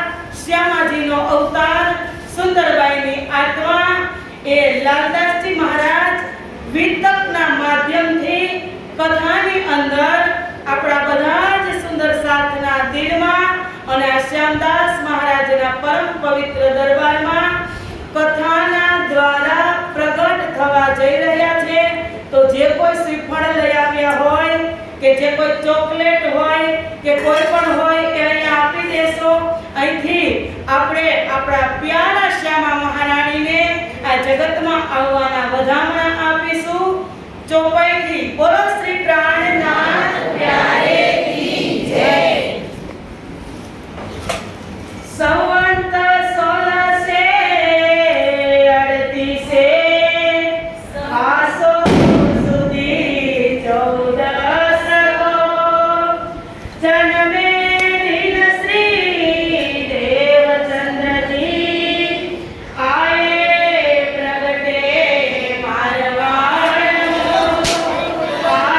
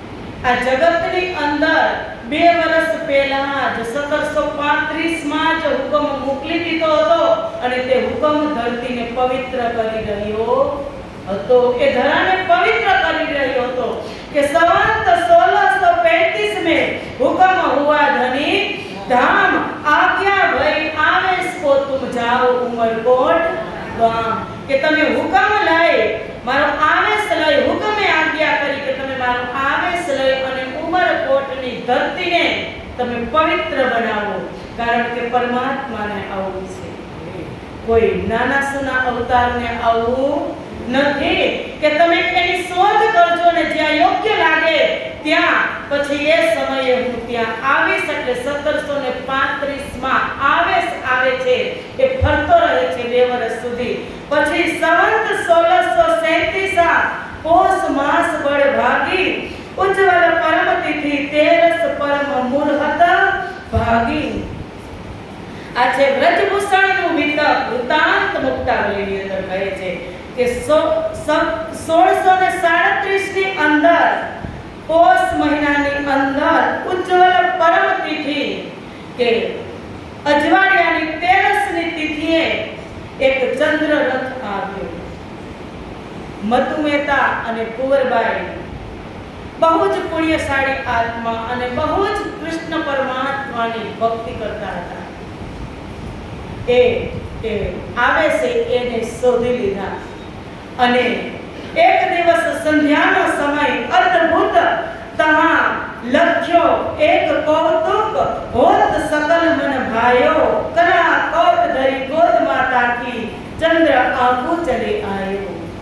16 કળાએ ખીલેલા ચંદ્રમા અને પતિ પત્ની સંધ્યા વદન કરવા બેઠા હતા, મતુ મહેતા અને કુંવરબાઈ. અને સંધ્યા વદનના સમયે આકાશમાંથી એક ચંદ્રરથ, એક શીતળ ચંદ્ર 16 કળાએ ચંદ્ર ખીલેલો અને કુંવરબાઈના મુખમાં પ્રવેશ કરી ગયો. અને પછી આગળ કહે છે વૃતાંત મુક્તાવલીમાં વ્રજભૂષણજી કે ઉમર વર્ષ 38 को मेहता को परवान उमर वर्ष 29 की कुंवरबाई जी जान. આ સમયે જ્યારે ચંદ્ર રથ અંદર પ્રવેશ કરી ગયો ને ત્યારે કુંવરબાઈની ઉંમર 29 વર્ષની હતી અને મતુ મહેતાની ઉંમર 38 વર્ષની હતી. ત્યાં સુધી એ દંપતીને કોઈ સંતાન હતું નહીં. આસો માસ પક્ષ ઉજિયારે ચતુર્દશી પુષ્ય ગુરુવારે पिघले रेन नव घड़ी आही भयो प्रसव पर मते माही. બહુ જ સરસ વિતકની ચોપાઈ છે. સુંદર સાગરની ચોપાઈ છે. સુંદર સાગર નામનો પણ એક વિતક છે. એની અંદર ત્યાં ચોપાઈ લીધી કે આસો માસ પક્ષ ઉજિયારે, આશ્વિન મહિનો વિક્રમ સંવત 1638 આશ્વિન મહિનો ચતુર્દશી એટલે 14 અને પુષ્ય નક્ષત્ર છે પુષ્ય નક્ષત્ર અને વાર છે ગુરુવાર અને પીગલે રેન નવ ઘડી આહી. રાત્રિની 9 ઘડી વીતી ગયા બાદ રાત્રિ ક્યાંથી શરૂ થાય? કેટલા વાગ્યાથી રાત્રિનો સમય શરૂ થાય? 6 વાગ્યાથી. 9 ઘડી જાય પછી ભયો પ્રસવ પર મતે માહી. ત્યારે કુંવરબાઈ માતાને પ્રસવની પીડા શરૂ થઈ એવું સુંદર સાગરની અંદર લખ્યું છે. એ વિતકની અંદર બધા આમ લખેલું છે એક પછી એક કે ક્યારે ચંદ્રરથ આવ્યો, ક્યારે મુખમાં પ્રવેશ્યો, ક્યારે કઈ તિથિ હતી, ક્યારે આવેશ આવ્યો અને પછી કીધું શુક્લ પક્ષ ગુરુવાર હે સ્વાતિ નક્ષત્ર સુહાય રેન ગયો અઢી પહર તબ દેખ્યો ખ્યાલ બનાય. આ પરમાત્મા કહે છે કે શુક્લ પક્ષ અને ગુરુવાર છે અને સ્વાતિ નક્ષત્ર સુહાય. સ્વાતિ નક્ષત્ર હતું, રેન ગયો અઢી પહર. રાત્રિના અઢી પહર વ્યતીત થઈ ગયા હતા. એટલે કેટલા વાગ્યા હોય? 2:45 વાગ્યાના સમયે તબ દેખ્યો ખ્યાલ બનાય કે હવે મારે પ્રગટ થવાનું છે. પછી પણ આટલા વાગે ખ્યાલ બનાવી અને પરમાત્માએ મોકલ્યો અને પછી કીધું જબ જાગી નિજ સેજ તે તો રોવત સુંદર બાલ. કુંવરબાઈ પોતાના સેજમાંથી જાગે છે તો કે સુંદર સ્વરૂપવાન એવું કોમળ સ્વરૂપ ધારણ કરી અને એક બાળક રુદન કરે છે. બાએ ગાંઠ પેટથી મીટ્યો અદ્ભુત વર્ત્યો ખ્યાલ. કે પ્રસવ ક્યારે થઈ ગયો એ પણ કુંવરબાઈને ખબર નથી, કારણ કે પરમાત્મા પ્રગટ થવાના હતા. હવે આ શ્યામા મહારાણીની પાંચો શક્તિ અને પછી લાલદાસજી મહારાજ મહારાજે વિતકની અંદર એની ચોપાઈ દ્વારા પ્રગટ કરાવ્યું છે કે સંવત 1638 આસો સુધી 14 को जन्मे दिन श्री देवचंद्र जी आए प्रगटे मारवाड़ में। आसो सुद अश्विन मासनी आसो सुद 14 અને ગુરુવારના દિવસે મારવાડની દિવ્ય ધરતી ઉપર પૂર્ણ બ્રહ્મ પરમાત્મા પોતાની પાંચો શક્તિ સહિત શ્યામાજી મહારાણીને લીડર બનાવી અને આ ઉમરકોટની દિવ્ય ધરતી ઉપર એની અંદર 12,000 બ્રહ્મ સૃષ્ટિ છે અને રાજી મહારાજની પાંચો શક્તિ સહિત મારવાડ ઉમરકોટની અંદર પૂર્ણ બ્રહ્મ પરમાત્મા પ્રગટ થયા। એટલે જો કહે છે ને કે તાન તમ લઈ શ્રી વિરાજ પધાર્યા થયું તે સર્વને જાણ સખીઓ કહે અમે આવીને મળશું મળ્યા તે મૂળ એંધાણ। મૂળ એંધાણ ક્યાંના હતા? મૂળ લીલા ક્યાંની વાત હતી? પરમધામની। કાલે મેં બહુ જ માર્મિક ચોપાઈ કરી હતી કે મૂળ લીલાની જ ધામ કી જય तीनों लीला में प्रगटे देहि तीन लीला तीन ब्रह्मांड माई तामे जागणी बड़ी कहानी। હવે જાગ देखो सुख जागनी ए सुख सुहागिन जोग तीन लीला चौथी घर कणी ए चारो को यामे भोग। આ ચોથા દિવસની લીલામાં સુંદર સાથજી વ્રજ લીલાનો આનંદ પણ લેશું જે નીલ અવસ્થામાં નથી લઈ શક્યા। રાસ લીલાનો પણ આનંદ આપણે પારાવાર લેશું જે સ્વપ્ન અવસ્થામાં નથી લઈ શક્યા। અને જાગણી કા તો કહેનાની ક્યાં હે? જાગણી લીલાની તો વાત જ નિરાળી છે। એટલે સુંદરબાઈ શું કહે છે? કિરંતન ગ્રંથની અંદર બહુ સરસ 94માં પ્રકરણની એક જોગવાઈ છે કે કહે સુંદર બાય અક્ષરા तीत से और खेल में आया साथ सैया दोय सुपन ए तीसरा और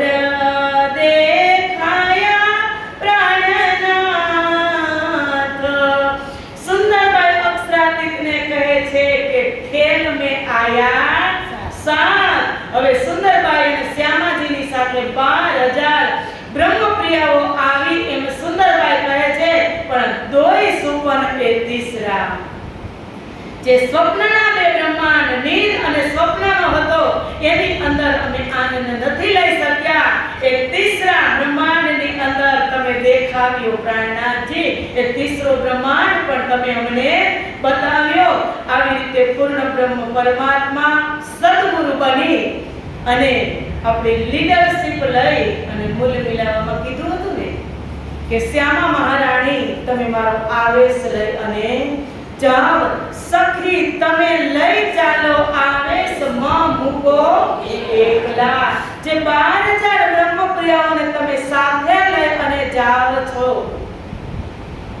એને એકલા છોડી અને આવતા नहीं। 12,000 जागी जाए त्यारे तमे ने पाछा परमधाम मूल मिलावामां लईने आवो एवी जवाबदारी श्यामाजी महाराणी हूँ तमने सोंपू छुं। कारण के ज्यारे रामत चालती हती त्यारे श्यामा महाराणीए शुं कीधुं हतुं? पेला राजीने दाव आपवानो हतो त्यारे शुं कीधुं हतुं के हूँ तो आ रामत जाणुं ज छुं तमे आपो। राजीए वातने बांधी लीधी हती के तमे जाणता हशो तो तमे मने खेलमां पकड़ी लेजो। पछी शुं कीधुं? मने तो खबर ज हती પહેલેથી જ આવડે છે।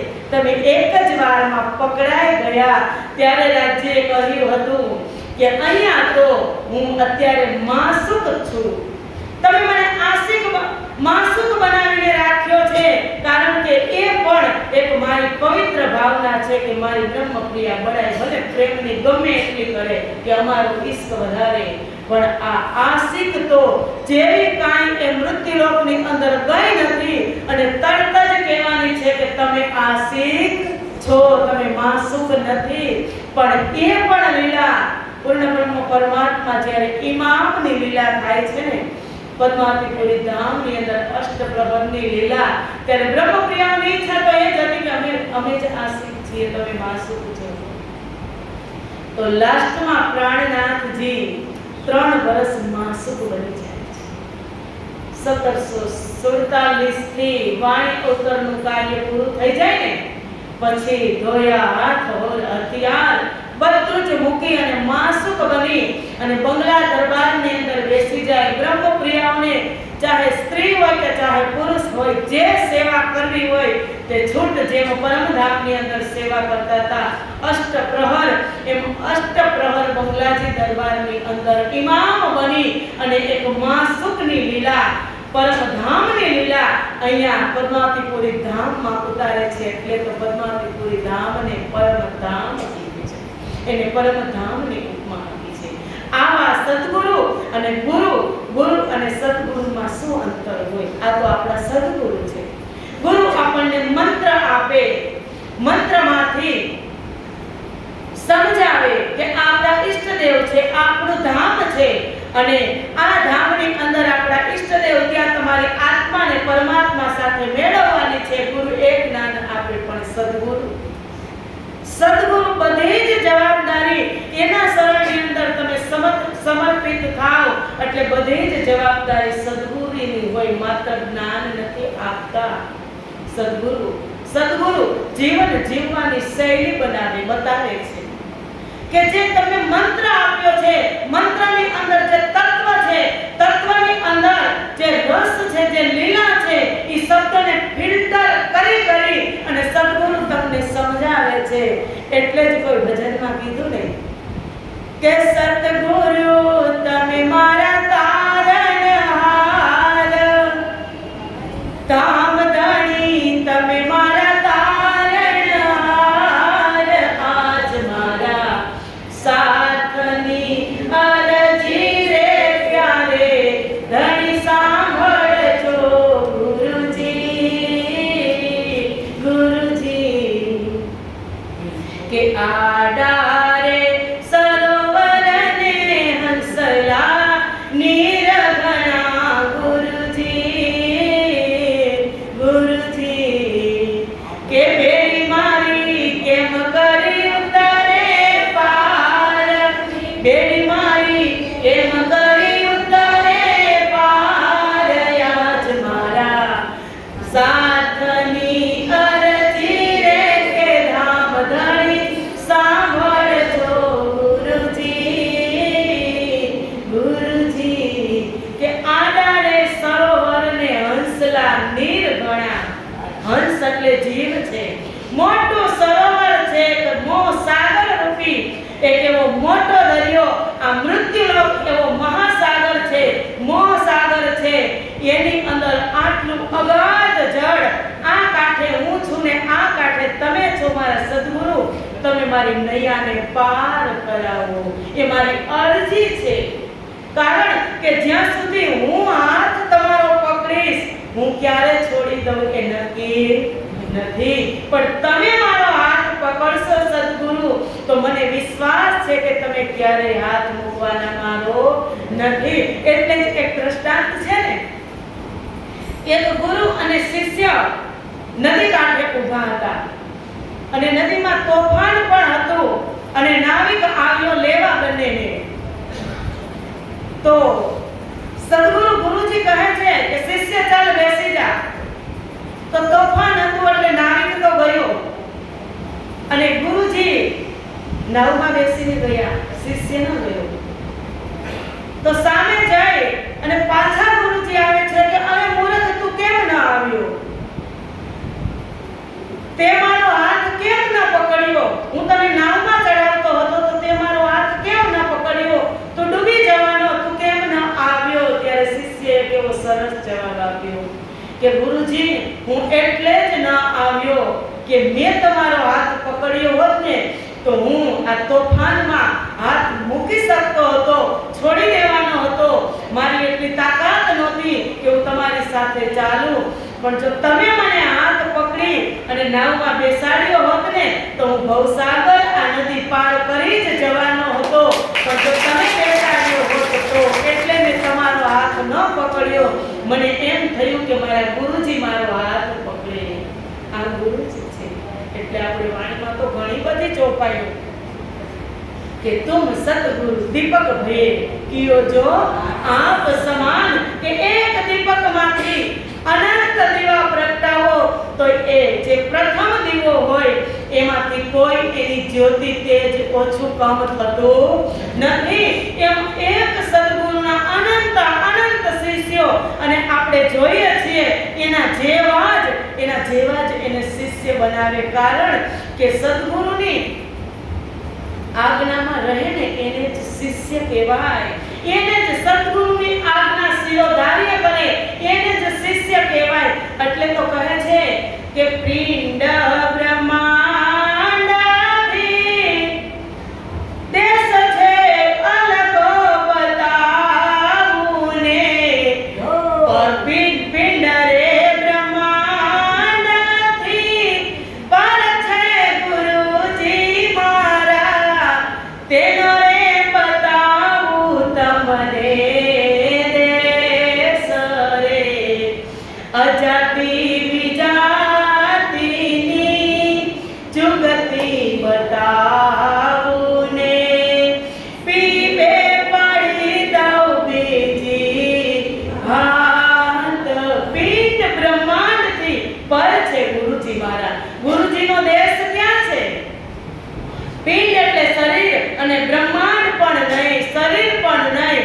આ હદ પાર બેહદ હૈ, બેહદ પાર અક્ષર અક્ષર પાર વતન હૈ. જાગે ઈન ઘરા અક્ષર પાર વતનથી સદગુરુ બની અને શ્યામા મહારાણી આ જગતમાં આવી. આપણે સેવા પૂજામાં દરરોજ કહીએ છીએ કયું પદ આપણે ગાઈએ છીએ સદગુરુનું કે વેદ થકે બ્રહ્મા થકે થકી ગયે શેષ મહેશ, ગીતા કો જહાં ગમ નહીં બસ સદગુરુ. વેદો પણ થાક્યા, બ્રહ્મા પણ થાક્યા, ગીતા પણ મૌન થઈ ગઈ. ગીતા કો જહાં ગમ નહીં બસ સદગુરુ કા દેશ. એ પારથી એ સદગુરુ આવ્યા. એ સદગુરુની દિવ્ય લીલાઓ કારણ કે વધામણા હજુ આપ્યા જ નથી. જન્મ દિવસ મનાવી અને ચોપાઈ દ્વારા પ્રગટ કરી અને આપણે આની દિવ્ય લીલાઓ આપણે કાલે જોશું. આજે પ્રગટનની આરતી પણ આપણે સદગુરુ મહારાજની બધા સુંદર સાથ પ્રેમ ભાવ અને નિષ્ઠાથી ઉતારશું.